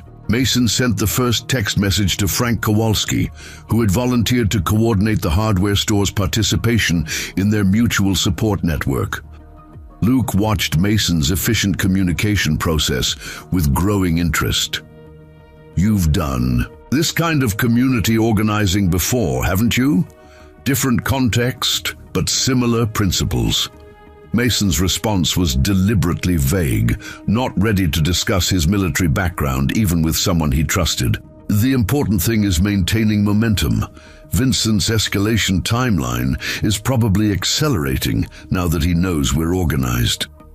"How much time do you think we have before the next incident?" "Probably 48 to 72 hours. He'll want to see how the community reacts to Rose's bakery before deciding on his next move." Mason finished sending coordinating messages to all the meeting participants, noting how quickly people responded, despite the late hour. "But we need to be prepared for him to target families directly if business intimidation doesn't work." Luke's expression grew serious at the mention of family threats. "Do you think he'll actually go that far? He's already implied threats against children. Men like Vincent don't make threats they're not prepared to follow through on." Mason looked back at the damaged bakery, seeing it as confirmation of assessments he had made about Vincent's operational methods. "The question is whether we can make collective resistance effective enough to convince him this territory isn't worth the trouble. And if we can't..." Mason was quiet for several seconds, considering options he hoped wouldn't become necessary. Then, the situation changes from community organizing to community defense, and that's a much more complicated conversation. His phone buzzed with incoming text messages from community members who were already mobilizing in response to the bakery attack. Frank Kowalski confirmed that he could provide volunteers for morning business coverage. Dr. Gonzalez offered medical support for anyone affected by the intimidation campaign. Father Carlos suggested using the church as a coordination center for volunteer scheduling. "Your neighbors are responding faster than most professional organizations I've worked with," Luke observed, reading over Mason's shoulder as messages continued arriving. "They're motivated. Nobody wants to see what happened to Rose's bakery happen to their business or their family." Mason scrolled through the responses, noting how the attack had transformed abstract planning into immediate action. Vincent's mistake was escalating before he had established complete control. Now he's facing organized opposition instead of individual victims. "What's your next step?" "Tomorrow morning, we demonstrate that destroying one business doesn't break our coalition. Rose's bakery gets cleaned up and reopened with community volunteers providing security and labor support." Mason pocketed his phone, satisfied that the initial response was proceeding according to plan. "Vincent Ricci needs to understand that attacking one of us means attacking all of us." The drive home took Mason past several businesses where lights were now on despite the late hour. Frank Kowalski's hardware store showed activity in the back office, while David Kim's convenience store had someone visible through the front windows. The Neighborhood Watch program was implementing itself spontaneously, triggered by the bakery attack and coordinated through their newly established communication network. At home, Mason checked on Haley, who was sleeping peacefully in her room, with homework assignments stacked neatly on her desk. The contrast between her innocent security and the tactical considerations now consuming his attention highlighted everything he was fighting to preserve. Vincent Ricci had made the conflict personal by threatening families, but he had also revealed the stakes that made resistance absolutely necessary. The tactical manual lay open on Mason's kitchen table, its pages illuminated by the overhead light. As he reviewed sections on escalation management and defensive operations, the principles were sound, but adapting them to a civilian context required careful consideration of legal constraints and resource limitations that hadn't existed in military environments. His phone buzzed with one final message of the evening. The number was the same one Vincent had used earlier, but the tone was different. "Expensive night for the bakery, lady. Hope your other neighbors are smarter about business decisions." Mason stared at the message, recognizing it as confirmation that Vincent was monitoring their communications and adjusting his strategy based on community responses. The criminal was learning about their organization as quickly as they were learning about his operations, which meant the situation was entering a more complex phase where tactical flexibility would determine the outcome. But Vincent had made another mistake by revealing his surveillance capabilities so explicitly. Now Mason knew that their community organizing efforts were being watched, which meant he could begin providing disinformation to confuse Vincent's decision-making process while protecting the real coordination activities that were building their collective defense network. The game was becoming more sophisticated, but Mason Burke had been trained for exactly this kind of strategic competition. Vincent Ricci was about to discover that small-town mechanics sometimes had skills that expensive suits and criminal connections couldn't match. Dawn brought an unexpected sight to Main Street as Mason arrived at Rose Murphy's bakery with a truck full of plywood, cleaning supplies, and 3 volunteers from the previous night's meeting. Frank Kowalski had opened his hardware store early to provide materials, while Dr. Gonzalez brought medical supplies in case anyone was injured during the cleanup process. Sebastian Cruz documented everything with his phone camera, creating a record of community response that would contrast sharply with Vincent's destructive message. "I can't believe you're all here so early," Rose Murphy said, her voice thick with emotion as she surveyed the volunteers already removing broken glass from her storefront. "I was sure everyone would be too scared to help after what happened last night. That's exactly why we're here," Frank replied, measuring window frames for temporary plywood covering. "Vincent Ricci thinks destroying your bakery will make the rest of us fall in line. We're here to prove him wrong." Mason worked methodically to clear debris from the interior, noting details about the vandalism that confirmed his assessment of Vincent's operational methods. The damage was calculated for maximum psychological impact while avoiding destruction that would attract serious police attention. Cash registers had been emptied, but not destroyed. Equipment had been damaged, but not beyond repair, and the overall destruction looked random, despite its precise execution. "How long will it take to get replacement windows?" Dr. Gonzalez asked, helping Sebastian organize damaged inventory into salvageable and total loss categories. "Glass company says 3 days for custom cutting, but I can install temporary plexiglass today to keep the weather out," Frank answered, his hardware store experience making him the natural coordinator for repair logistics. "The real question is whether Rose feels safe reopening before we resolve this situation with Vincent's crew." Rose paused in her sweeping to consider the question that had kept her awake most of the night. "I've been baking bread in this neighborhood for 15 years. If I let some criminal chase me away now, what happens to the next person he targets?" "That's the spirit we need," Mason said, appreciating how Rose's determination would influence other business owners facing similar pressure. "But we also need to make sure you're protected while you're rebuilding." Sebastian looked up from his documentation work, his college-educated perspective offering valuable insight into Vincent's strategy. This attack was designed to isolate Rose from community support by making everyone afraid to associate with her business. The fact that we're all here working together destroys that psychological objective. "Explain that in terms the rest of us can understand," Frank requested, continuing his window measurements while listening to Sebastian's analysis. "Vincent wants each business owner to think they're facing this threat alone.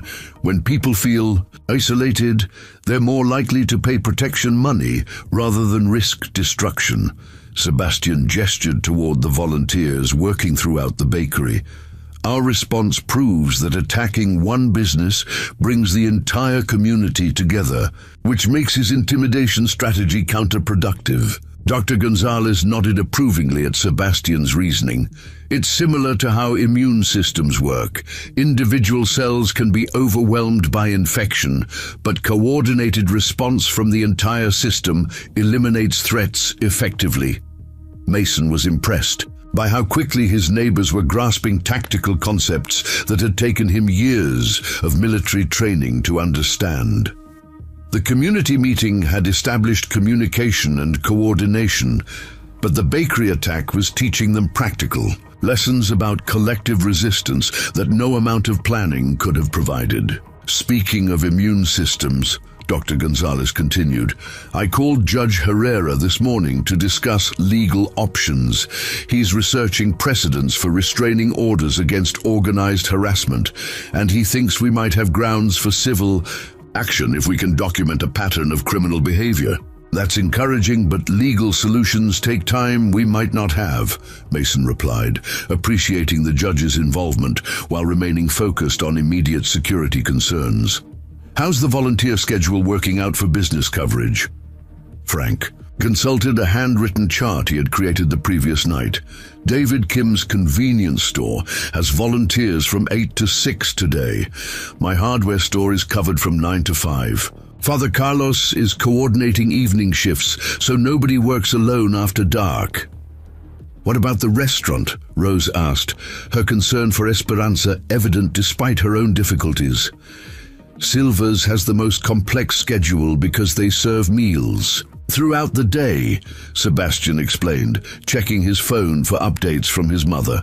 Mom's arranging for volunteers during peak hours, plus Sebastian's college friends are helping with evening security when the restaurant stays open late. Mason's phone buzzed with a text message from Detective Adams. Vincent Ricci arrested on outstanding warrant from Atlanta. Crew scattered, unclear how long we can hold him. Take precautions. The news created both relief and concern among the volunteers working in the bakery. Vincent's arrest removed the immediate threat, but also suggested that his organization might accelerate their timeline before police pressure forced them to abandon Dogwood Heights entirely. How long can the police keep him in custody? Dr. Gonzalez asked after Mason shared the information with the group. Depends on the warrant and whether they can connect him to last night's vandalism, Mason replied, though his tactical training suggested that professional criminals like Vincent prepared for temporary detention. We should assume his crew will continue operating while he's unavailable. What does that mean for our security arrangements? Frank wanted practical guidance about resource allocation and volunteer scheduling. It means we maintain all current precautions but prepare for possible escalation from his associates. Men like Joey Romano and Bruno Torino might try to prove their leadership capabilities while Vincent is detained. Mason's assessment drew on his experience with organizational dynamics in criminal and insurgent groups.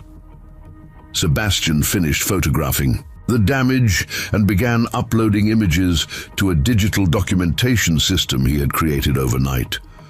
I'm sending these pictures to Detective Adams along with timestamps and witness statements.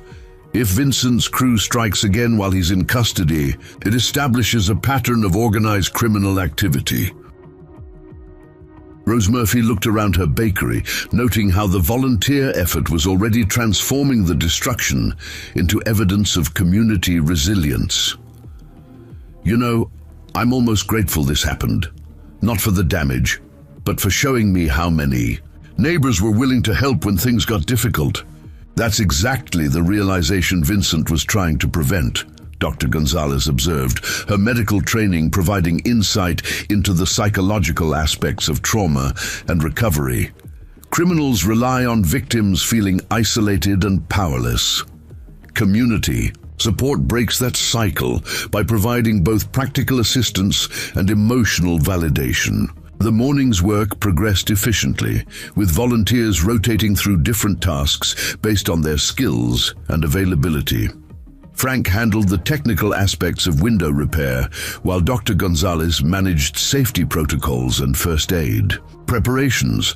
Sebastian documented everything for legal and insurance purposes, while Rose directed the restoration of her baking equipment and inventory organization. Mason found himself coordinating the overall effort while maintaining awareness of street traffic and potential surveillance. His military experience made him naturally alert to approaching vehicles and unfamiliar faces, though he tried to balance security concerns with the need to maintain normal community interactions. Around 10 o'clock, Connor Herrera arrived with a message from his father about legal developments related to Vincent's arrest. The teenager looked nervous about approaching the crime scene, but determined to deliver important information to the adult volunteers. "My dad says Vincent Ricci's lawyer is already working on bail arrangements, probably posting bond this afternoon," Connor reported, his voice carrying the gravity of someone who understood the implications. "But the Atlanta warrant includes charges that might keep him detained longer if the prosecutor objects to bail." "How much longer?" Mason asked, calculating timeline implications for community security planning. "Maybe 48 hours, possibly. Longer, if they can connect him to other criminal activity in this area." Connor consulted notes his father had given him to ensure accuracy. Dad also says he's contacted other judges in the region to share information about protection racket operations. The news meant their community had a narrow window of opportunity to strengthen their defensive arrangements before Vincent's return. Mason began mental calculations about volunteer scheduling, resource allocation, and communication protocols that would need to be refined during the temporary lull in direct pressure. "Connor, can you help us with something?" Sebastian asked, recognizing the value of having another technologically capable teenager involved in their documentation efforts. "I'm building a database to track incidents and responses, and you're good with spreadsheet programs." "Sure, I can help after school. Haley's been teaching me some database design concepts for our science fair project." Connor's enthusiasm for the technical challenge was evident, though he glanced nervously at the damaged bakery windows. "Is it safe for students to be involved in this kind of work?" "Information management is completely safe, and it's extremely valuable for building legal cases against criminal organizations," Dr. Gonzalez assured him, her maternal instincts engaged by his concern. "Your father wouldn't have sent you here if he thought there was any danger."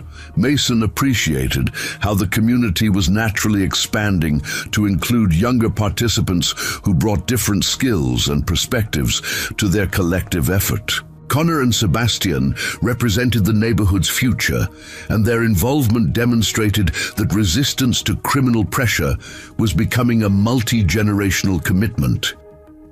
His phone rang with a call from Esperanza, who was coordinating restaurant operations while managing her own security concerns. "Mason, I've got 3 men outside Silver's right now, different from Vincent's usual crew. They're not approaching the restaurant, just sitting in a car across the street." "What kind of car?" Mason asked, immediately shifting into tactical assessment mode while gesturing for the other volunteers to continue their work without alarm. "Blue sedan, newer model, 2 men in front seats and 1 in back. They've been there for about 20 minutes, just watching the restaurant and taking notes." Esperanza's voice remained calm, despite the obvious stress of being under surveillance. "Are your volunteers with you?"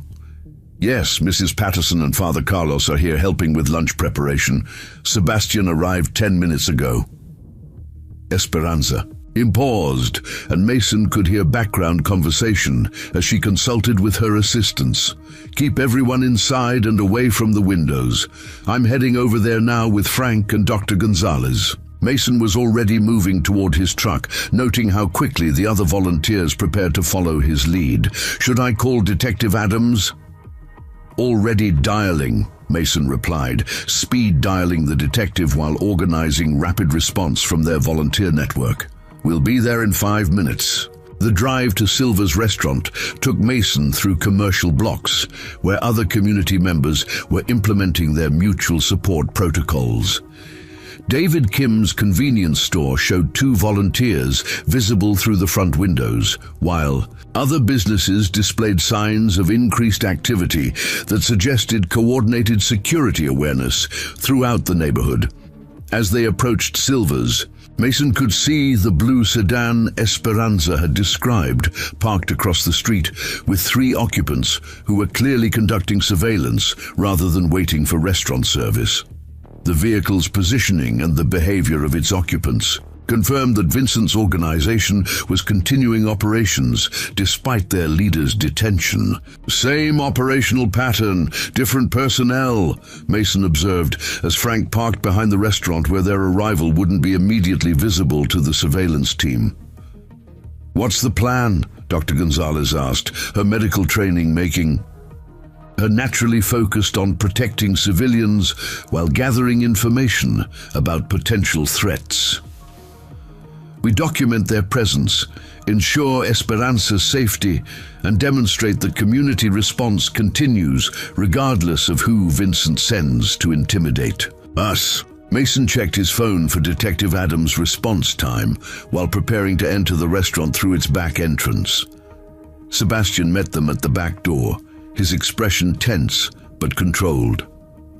"They've been photographing customers entering and leaving the restaurant. Mom thinks they're trying to intimidate people who support our community resistance."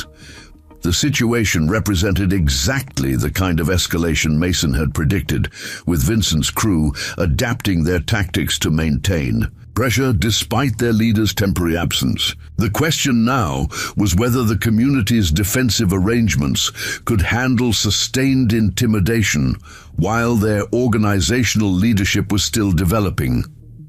Vincent Ricci might be in police custody, but his criminal enterprise was proving more resilient than anyone had hoped. The surveillance team outside Silver's restaurant departed within minutes of Mason's arrival, their blue sedan disappearing around the corner as soon as they realized community volunteers were coordinating a response. But their retreat felt tactical rather than defeated, suggesting they had gathered whatever information they needed and were moving to the next phase of their operation. "They left too easily," Mason observed, watching the intersection where the sedan had vanished. "Professional surveillance teams don't abandon their positions unless they've completed their mission or identified a superior threat." Father Carlos nodded grimly from his position near the restaurant's front window. "In my younger days, ministering in tough neighborhoods, I learned that criminals who retreat quickly are usually preparing something worse." Detective Adams arrived 15 minutes later, his expression reflecting the frustration of someone dealing with suspects who understood legal boundaries better than most law enforcement officers. He gathered witness statements about the surveillance team while coordinating with patrol units to search for the blue sedan throughout Dogwood Heights. "Vincent posted bail 2 hours ago," Luke reported, consulting his notebook for timeline details. His lawyer argued that the Atlanta warrant was related to old financial crimes, not violent offenses, and the judge agreed to reasonable bail terms. "How long was he in custody total?" Dr. Gonzalez asked, her medical background making her naturally focused on precise timing and causation relationships. 18 hours, not long enough to disrupt his organization's operations or force them to abandon their expansion into this territory. Luke closed his notebook, his assessment matching Mason's tactical evaluation. "We're back to square one, except now he knows that community resistance is more organized than he initially expected." Sebastian looked up from his phone, where he had been researching similar criminal operations in other Georgia communities. "I found news articles about protection rackets in 3 other small towns over the past year. Same pattern, systematic targeting of small businesses, escalation to property damage, then personal threats against family members." What happened in those cases? Esperanza asked. Her maternal concerns focused on understanding how threats against families had been resolved in other situations. Mixed results. One town organized effective resistance and forced the criminals to move elsewhere. Another town paid the protection fees and became a permanent revenue source. The third case ended with serious violence when business owners tried to fight back individually instead of working together. Sebastian's research provided sobering context for their current situation. Mason absorbed this information while considering tactical implications for Dogwood Heights. The key difference seems to be coordination. Communities that work together succeed, while individual resistance fails. That matches everything I've learned about dealing with organized crime during my 20 years of police work, Luke confirmed. Criminals like Vincent exploit isolation and fear. Take those away, and their whole business model becomes much more difficult. Esperanza moved closer to the group, her voice lowered to avoid alarming customers who were still eating lunch despite the morning's tension. Vincent called the restaurant an hour before you arrived. He wanted to schedule a private meeting to discuss resolving our misunderstandings. What exactly did he say? Mason asked, immediately alert to the implications of direct contact, while Vincent was supposedly focused on legal proceedings. He was very polite, almost apologetic about last night's vandalism at Rose's bakery, said it was the work of overzealous associates who had misunderstood his instructions about community relations. Esperanza's description matched the sophisticated psychological manipulation Mason had observed in Vincent's previous interactions. Classic misdirection technique, Dr. Gonzalez observed, her clinical training helping her recognize emotional manipulation strategies. He's positioning himself as the reasonable alternative to his more violent associates, making protection payments seem like the sensible choice.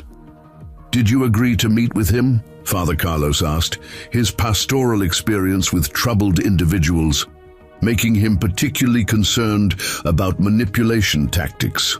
I told him I needed to discuss it with my family and community supporters before making any decisions. Esperanza's response demonstrated exactly the kind of collective decision-making that frustrated criminals accustomed to dealing with isolated victims. Mason felt pride in Esperanza's tactical awareness, recognizing how her restaurant management experience had prepared her to handle pressure without making hasty commitments. When does he expect your answer?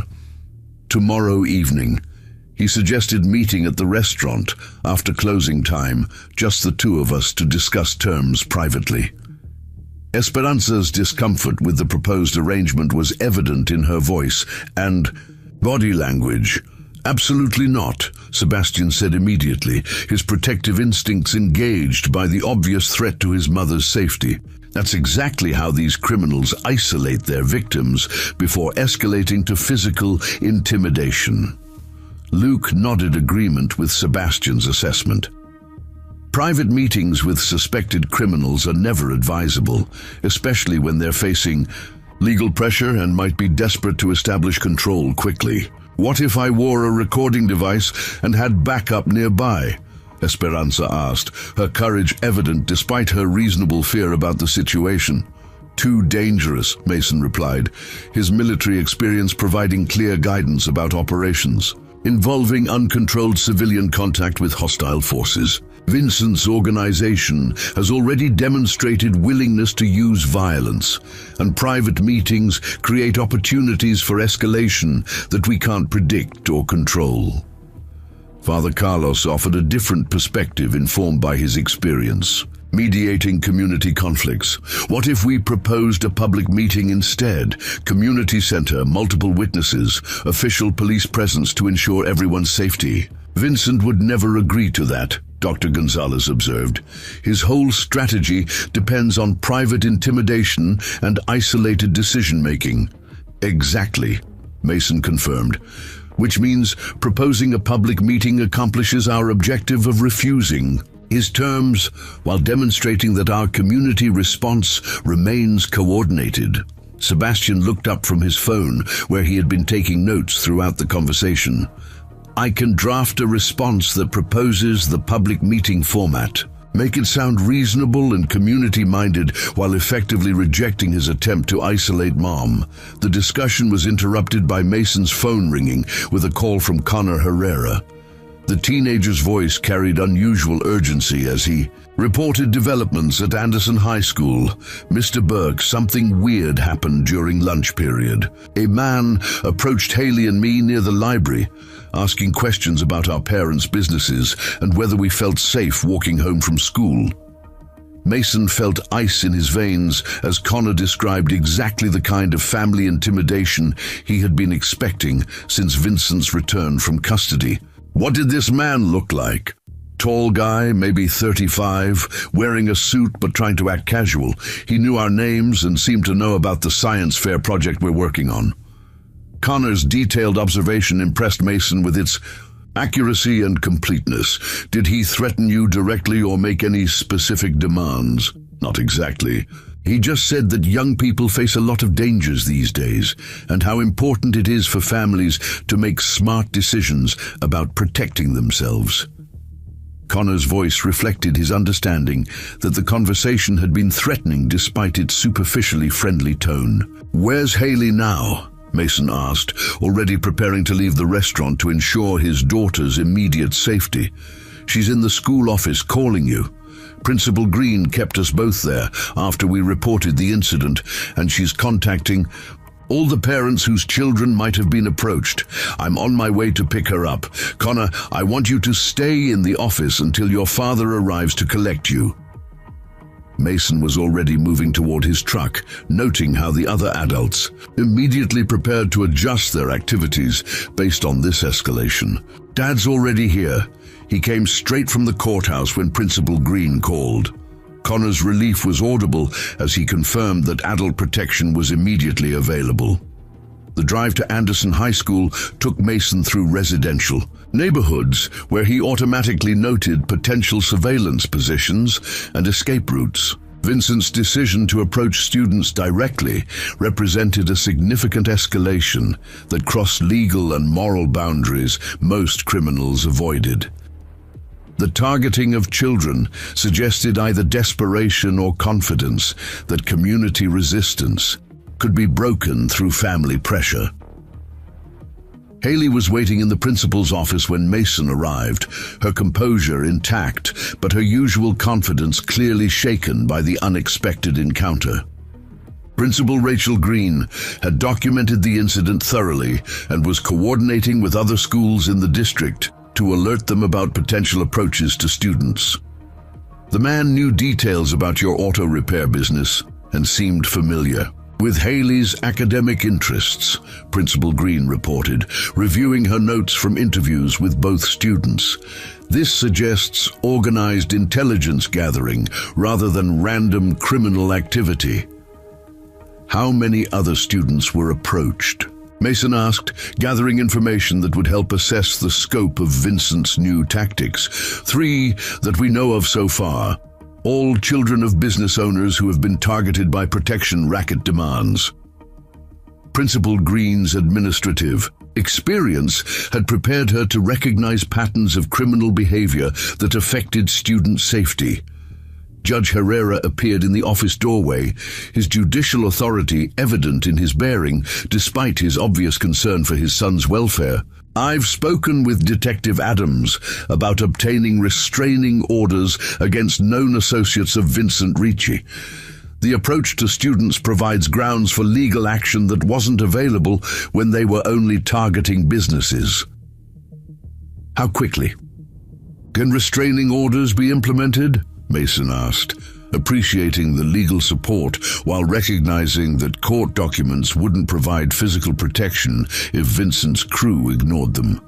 Emergency orders can be issued within hours if we can identify specific individuals to be restrained, Judge Herrera replied, consulting his phone for updates from court clerks. The challenge is getting positive identification of the man who approached the students.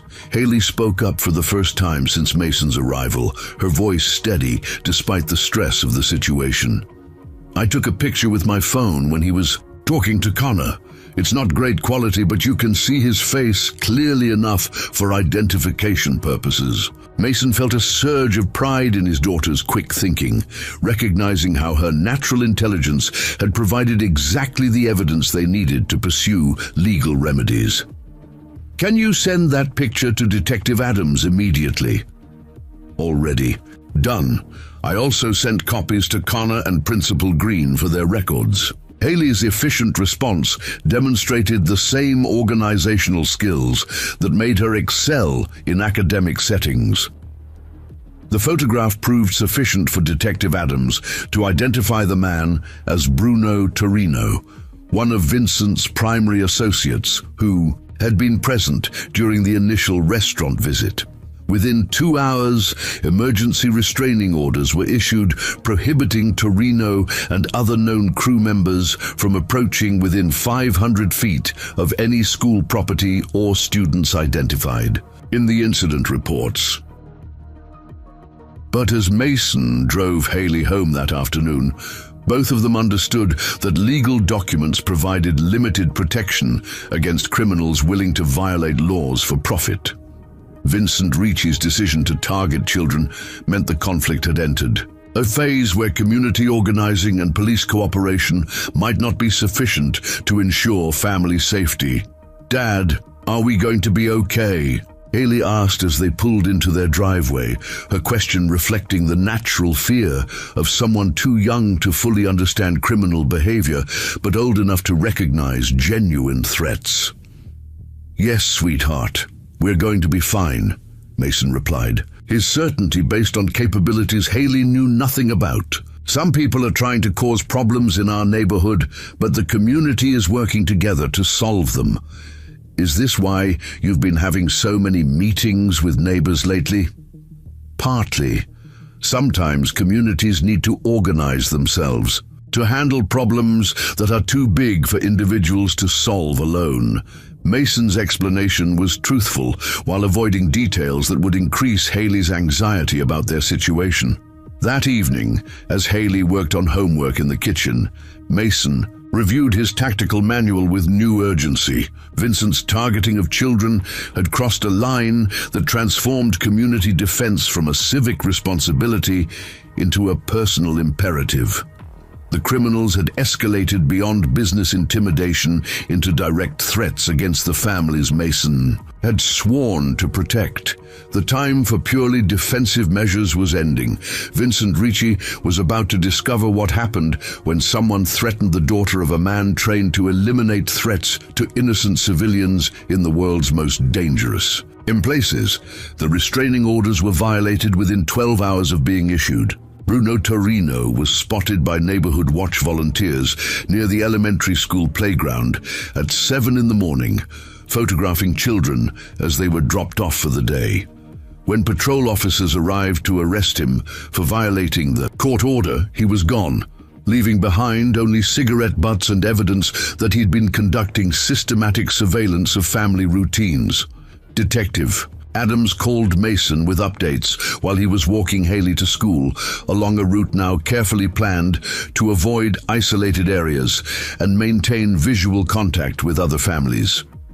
Torino's violation gives us grounds for a more serious arrest warrant, but finding him is proving difficult. Vincent's crew has apparently established safe houses somewhere outside our immediate jurisdiction.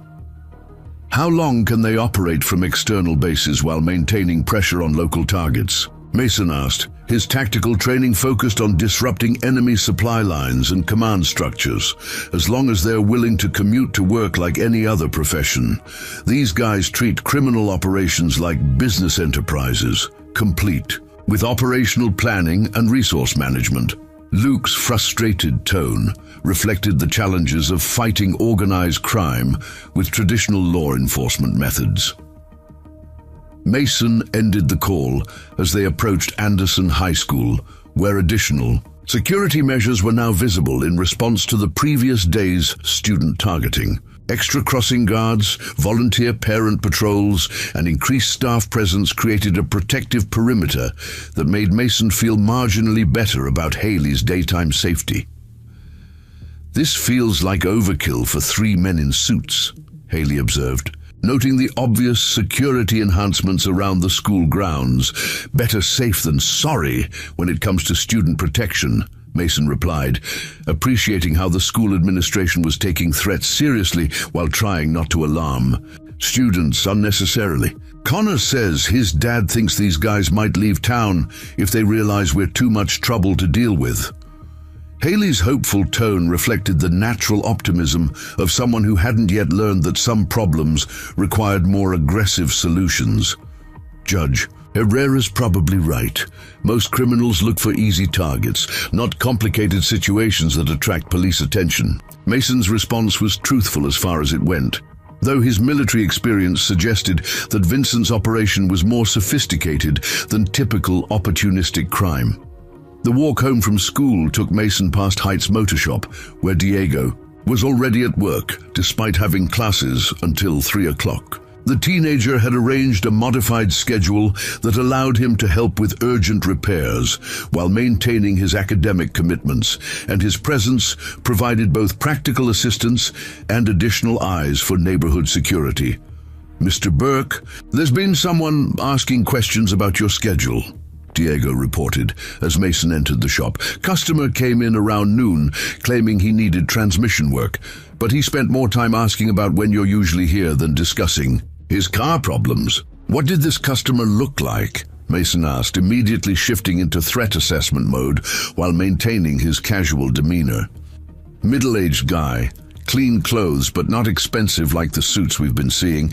He seemed more interested in your personal routine than automotive services." Diego's observation skills had improved significantly since the community organizing efforts began, and his assessments were becoming increasingly reliable. "Did he leave any contact information or specify when he wanted to schedule the work?" "Said he'd call back later this week, but he didn't seem like someone who actually needed car repairs." Diego returned to his work on a brake replacement while continuing the conversation. "Mom thinks Vincent's crew is trying different approaches, now that the restraining orders make direct contact more difficult. Dr. Gonzalez's psychological assessment was probably accurate," Mason reflected. "Vincent was adapting his tactics to work around legal obstacles while maintaining pressure on community targets. The shift from direct intimidation to intelligence gathering suggested preparation for a more sophisticated operation than simple protection racket demands." Mason's phone buzzed with a text message from an unknown number. "Your daughter walks home at 3:15 every day. Pretty girl, probably popular at school. Would hate for her to have an accident on her way home." The message triggered something cold and dangerous in Mason's chest, the same feeling he had experienced in Afghanistan when enemy combatants had threatened civilian populations under his protection. Vincent Ricci had just crossed the final line that separated business intimidation from personal warfare. "Diego, I need you to lock up the shop and go directly home. Take the back streets, avoid Main Street, and call your mother as soon as you arrive." Mason's voice carried absolute authority, despite his effort to remain calm. "Is everything okay, Mr. Burke?" "Just taking precautions. I'll explain everything tomorrow, but right now I need you somewhere safe while I handle some business." Mason was already moving toward his truck, checking his watch and calculating travel time to Anderson High School. The drive to Haley's school took 8 minutes through residential neighborhoods where Mason automatically noted potential ambush, positions, and escape routes. His military training was fully engaged now, assessing threats and planning responses with the methodical precision that had kept his Special Forces unit alive through multiple combat deployments. Haley was waiting at the designated pickup location when Mason arrived, her surprise evident at the early collection time. "Dad, school doesn't end for another hour. Is everything okay? Change of plans. I thought we could spend the afternoon working on your science fair project at the shop.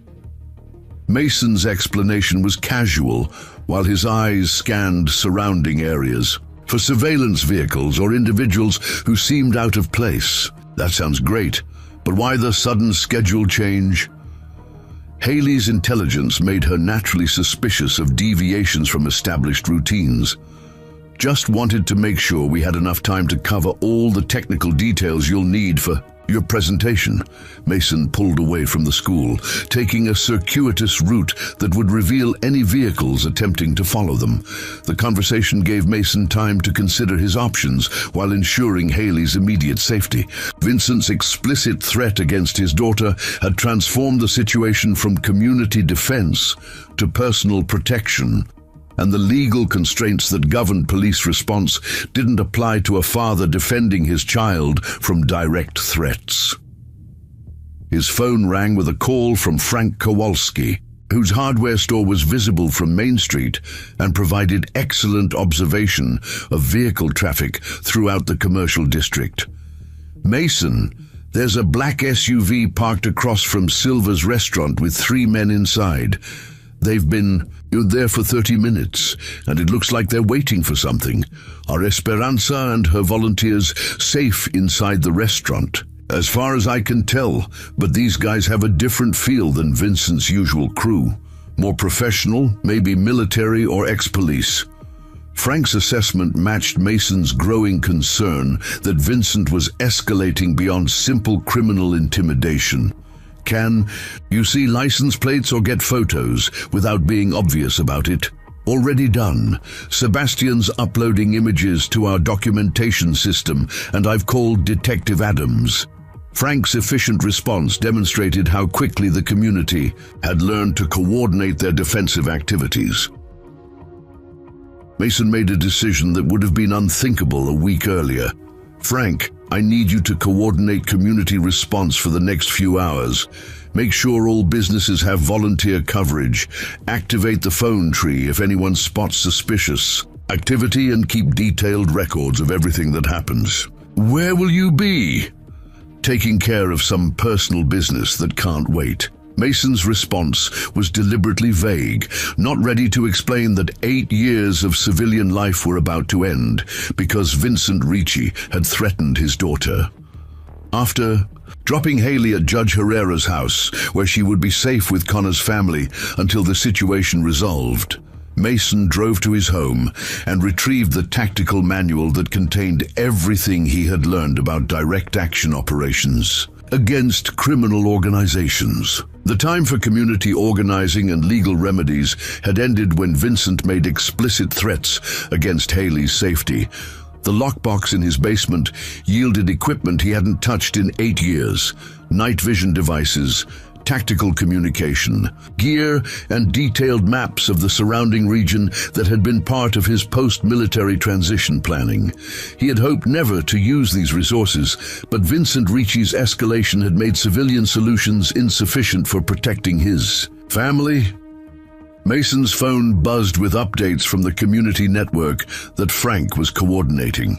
The black SUV had moved from Silver's restaurant to a position near Heights Motor Shop, while additional vehicles were spotted conducting surveillance of other businesses throughout the neighborhood. Vincent's operation was clearly preparing for something more significant than routine intimidation. A final text message arrived from Vincent himself. "Community meeting tonight at the church, 8 o'clock. Come alone, or we start with the children." The ultimatum was exactly what Mason had expected, combining psychological manipulation with direct threats to force compliance through fear for family safety. Vincent was demanding a face-to-face confrontation, while believing he held all the advantages in the coming negotiation. Vincent Ricci was about to discover that some negotiations were decided by capabilities that had nothing to do with criminal experience or expensive suits. Mason Burke had spent 15 years learning how to eliminate threats to innocent civilians, and those skills hadn't deteriorated during his 8 years of peaceful civilian life. The transformation from community organizer to direct action operator began with a single phone call to Detective Adams. "Luke, Vincent Ricci has demanded a meeting tonight at Holy Trinity Church. He's threatened to target children if community leaders don't attend." "Mason, you can't seriously be considering going to that meeting. It's obviously a trap designed to eliminate community leadership through intimidation or worse."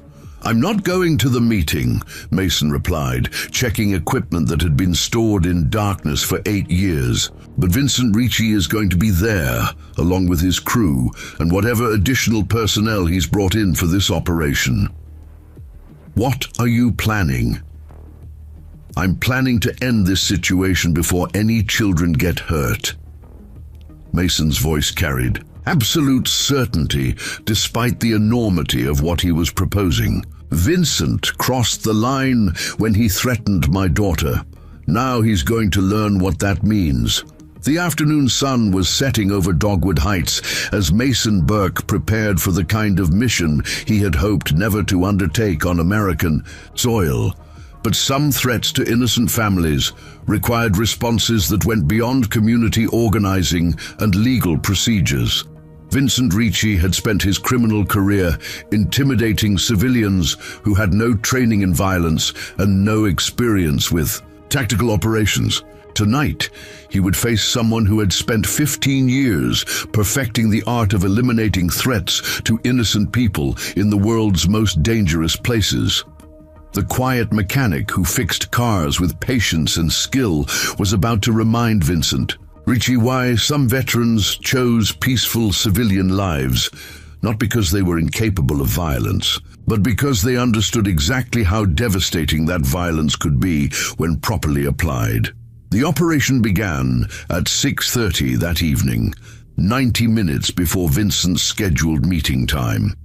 Mason moved through the wooded area behind Holy Trinity Church with the silent efficiency of someone who had spent years conducting similar operations in much more hostile environments. The night vision equipment revealed 3 vehicles positioned strategically around the church grounds, confirming his assessment that Vincent had planned this as a tactical operation rather than a simple meeting. Bruno Torino and Joey Romano were positioned at the main entrance, their body language suggesting professional training beyond typical criminal experience. Vincent Ricci stood near the community room door, checking his watch and scanning the parking lot for approaching vehicles. 2 additional men Mason didn't recognize maintained overwatch positions from elevated points that provided clear sight, lines across the entire church property. The radio frequencies Vincent's crew was using were easily monitored with Mason's military-grade communication equipment. Their tactical chatter revealed operational discipline and coordination that confirmed these weren't ordinary street criminals. Vincent had recruited experienced personnel for this confrontation, probably former military or law enforcement officers, who had crossed into criminal enterprise. "Alpha Team, any sign of our community organizer friend?" Vincent's voice carried clearly through Mason's earpiece, his tone confident despite the elaborate security arrangements that suggested underlying concern about the meeting's outcome. "Negative on primary target. Parking lot remains clear of civilian vehicles," Bruno responded, his radio discipline reinforcing Mason's assessment of their professional capabilities. "Charlie Team, maintain overwatch on all approaches. This guy's been too smart to be just a neighborhood mechanic," Joey added, his suspicion indicating that Vincent's organization had developed questions about Mason's background during their intelligence gathering efforts. Mason smiled grimly at Joey's tactical awareness. Vincent's crew was learning that their target wasn't the civilian victim they had expected, but their education was coming too late to change the evening's outcome. The positioning they had chosen for defensive purposes would work against them.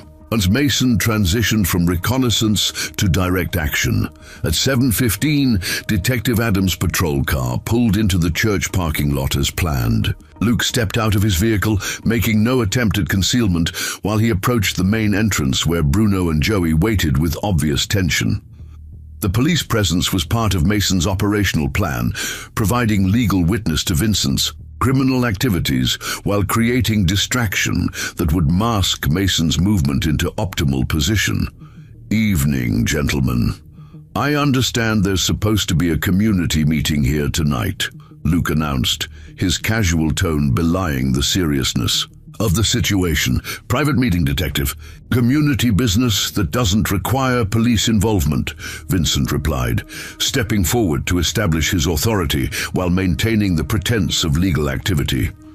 Funny thing about that, I've got reports of men with firearms conducting surveillance around a church. That's the kind of community business that definitely requires police attention. Luke's response was perfectly delivered, applying legal pressure while avoiding direct confrontation that might escalate prematurely. Mason used the distraction to advance through the church's side entrance, moving through corridors he knew from multiple community meetings. His position behind Vincent's crew provided tactical advantage, while ensuring that any confrontation would occur away from Detective Adams and civilian areas. The community room where Vincent expected to meet with neighborhood leaders was empty, except for folding chairs arranged for a meeting that would never happen. Mason had spent the afternoon ensuring that every community member understood the real nature of Vincent's ultimatum and the importance of staying away from the church grounds until the situation resolved. Looking for someone? Mason's voice carried clearly across the room as he stepped through the doorway, his tactical equipment visible but his weapons holstered to maintain legal justification for his actions. Vincent spun toward the sound, his hand automatically moving toward his jacket before he controlled the impulse. Mason Burke, I was beginning to think you decided not to accept my invitation. Oh, I accepted it. I just didn't bring the community leaders you demanded. Mason moved into the room with controlled precision, noting Vincent's defensive positioning and the radio chatter that indicated his crew was repositioning in response to this unexpected development. You were supposed to come alone. Where are the other business owners? Vincent's confidence was wavering as he realized the meeting wasn't proceeding according to his plan. Safe, away from here, protected by people who understand what you really are. Mason's response carried absolute certainty, his tactical assessment complete and his operational plan entering its final phase. What I really am, I'm a businessman offering valuable services to a community that needs protection from criminal elements.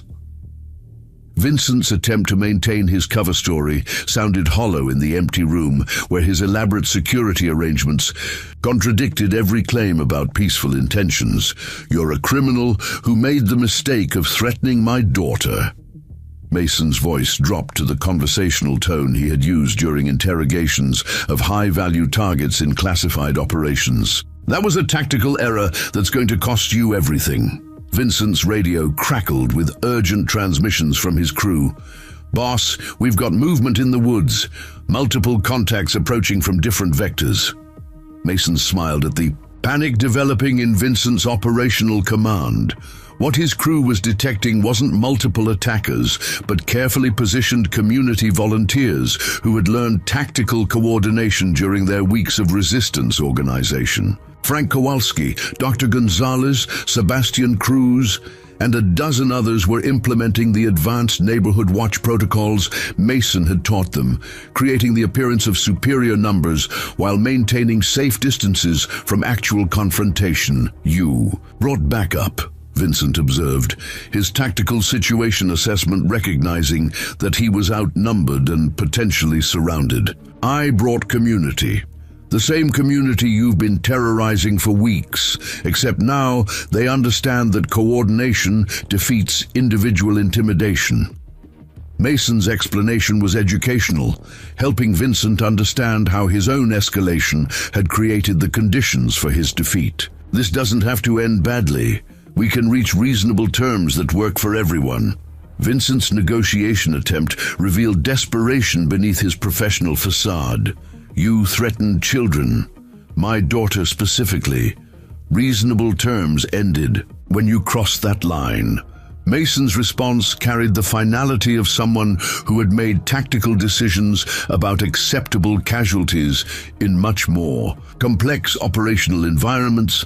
Vincent's radio erupted with reports from his crew as they realized their overwatch positions were being systematically compromised by coordinated civilian movement. Alpha Team, fall back to vehicle extraction. Point, Charlie Team, maintain security on primary target. Your extraction plan assumes your vehicles are still operational, Mason observed, noting how Vincent's confidence was deteriorating as his tactical situation became clear. The truth was that Sebastian Cruz and Connor Herrera had spent the afternoon implementing a sophisticated harassment campaign against Vincent's operational vehicles. Tire valve stems had been loosened to create slow leaks, battery cables had been disconnected to prevent immediate starting, and sugar had been poured into gas tanks to ensure mechanical failure. The teenagers' technical skills, guided by Mason's operational planning, had eliminated Vincent's crew's ability to retreat quickly from the confrontation. You've been planning this for weeks, Vincent realized, his criminal experience recognizing the sophistication of the operational planning that had trapped his organization. I've been planning this since you walked into Silver's restaurant and made your first threat against innocent people, Mason corrected, his timeline explanation accurate despite Vincent's assumption about premeditation. The radio chatter from Vincent's crew was becoming increasingly frantic as they discovered that their vehicles were disabled and their tactical positions were being systematically countered by coordinated civilian action. Bruno Torino's voice carried obvious stress as he reported, vehicles compromised, extraction impossible, requesting immediate support. Support isn't coming, Mason informed Vincent, his tactical assessment based on careful intelligence gathering about Vincent's organizational structure. You're operating outside your established territory with personnel who aren't familiar with local conditions. Your backup is 2 hours away at minimum, assuming they even know you're in trouble. Vincent's hand moved toward his jacket again, but stopped when he realized that Mason's positioning and apparent training made any aggressive action extremely dangerous. What do you want from me? I want you to understand that Dogwood Heights isn't territory you can control. I want you to realize that some communities will organize effective resistance against criminal intimidation. And I want you to personally guarantee that no member of your organization will ever threaten children again. Mason's demands were operationally focused, designed to achieve strategic objectives rather than simple revenge. And if I agree to those terms, you and your crew leave Georgia permanently, tonight. You don't come back, you don't send associates, you don't attempt any form of retaliation against this community. Mason's offer was generous, considering the alternative options available to someone with his tactical capabilities. Detective Adams' voice came through Mason's earpiece via the tactical radio system that connected all community participants. Mason, Vincent's crew is surrendering to patrol units throughout the area. Bruno Torino and Joey Romano are in custody, along with 3 associates. We've got enough evidence of criminal conspiracy to hold them pending federal investigation. Vincent heard the same transmission through his own radio system, confirming that his criminal organization had been systematically dismantled by coordinated law enforcement and community action. His shoulders sagged as he realized the scope of his tactical defeat. How did a small-town mechanic organize this kind of operation? Vincent asked, his professional curiosity engaged despite his personal situation. 15 years of Army Special Forces experience taught me how to organize civilian populations against criminal threats, Mason replied, finally revealing the background that explained his tactical capabilities. You picked the wrong neighborhood to intimidate, and you definitely picked the wrong father's daughter to threaten. The confrontation ended not with violence, but with Vincent Ricci's complete understanding that he had encountered opposition beyond his organizational capabilities. His criminal enterprise had been defeated by community coordination, guided by professional military expertise, and his threats against innocent families had triggered responses he was completely unprepared to handle. 2 hours later, Mason stood in the Heights motor shop with Haley, who had returned home safely after Vincent's crew was completely neutralized. The shop looked exactly the same as it had that morning, but everything had changed fundamentally about their place in the community and Mason's role as both father and protector. "Dad, everyone's saying you used to be in the Special Forces," Haley said. Her intelligence focused on understanding revelations about her father's background that explained years of subtle observations. "I was. Before you were born, and for several years after, I left the military to take care of you when your mother got sick." Mason's explanation was honest, without being detailed about operational aspects that remained classified. "Is that why you were so good at organizing everyone to fight the bad guys?" "Partly. But mostly it worked because our neighbors are good people who were willing to work together when things got difficult." Mason's assessment gave proper credit to community members who had demonstrated courage and coordination beyond what he had expected from civilian volunteers. Will they come back? "No, sweetheart. Vincent and his crew are facing federal charges that will keep them busy for years. And other criminals who might consider operating in Dogwood Heights now know that this community has effective defenses." Mason's confidence was based on his tactical assessment of how criminal organizations responded to operational failures and organized resistance. The next morning brought a return to routine that felt surreal after the intensity of the previous weeks. Mason opened Heights Motor Shop at his usual time.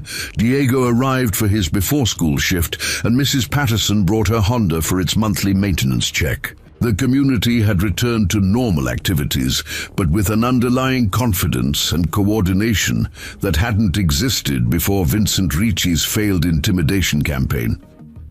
"Heard you used to be some kind of special soldier," Mrs. Patterson observed while Mason checked her car's oil level. "Something like that. Different life, different responsibilities." Mason's response was characteristically modest, focused on his current role rather than past achievements. "Well, whatever you used to be, we're grateful you're here now. This neighborhood needed someone who knew how to bring people together when things got scary." Mrs. Patterson's assessment reflected the broader community understanding that Mason's military background had been less important than his commitment to protecting innocent families. Esperanza arrived at the shop during lunch hour, bringing coffee and sandwiches from Silva's restaurant, along with news that business was returning to normal throughout the commercial district. "I wanted to thank you properly for everything you did to protect our families." "You don't need to thank me. We all worked together to solve a community problem." Mason accepted the coffee gratefully, appreciating both the gesture and the return. "To normal interactions with neighbors, maybe we worked together, but you provided the leadership and expertise that made everything possible. Without your military background, we would have been helpless against Vincent's organization." Esperanza's gratitude was genuine, though Mason felt uncomfortable with credit that belonged to the entire community. "The important thing is that it's over and everyone's safe. That's what communities are supposed to do for each other." Mason's response reflected his genuine belief that the resistance effort had been a collective achievement rather than individual heroism. As evening approached and Mason walked Haley home from her after-school activities, both of them understood that their lives had been permanently changed by the events of the past month. The quiet mechanic who had sought peaceful anonymity in small-town Georgia had revealed capabilities that commanded respect throughout the community. while Haley had learned that her father's past contained experiences that explained years of subtle protective behaviors. "I'm proud of you, Dad," Haley said as they reached their front door, her statement encompassing both his military service and his recent community leadership. "I'm proud of you too, sweetheart.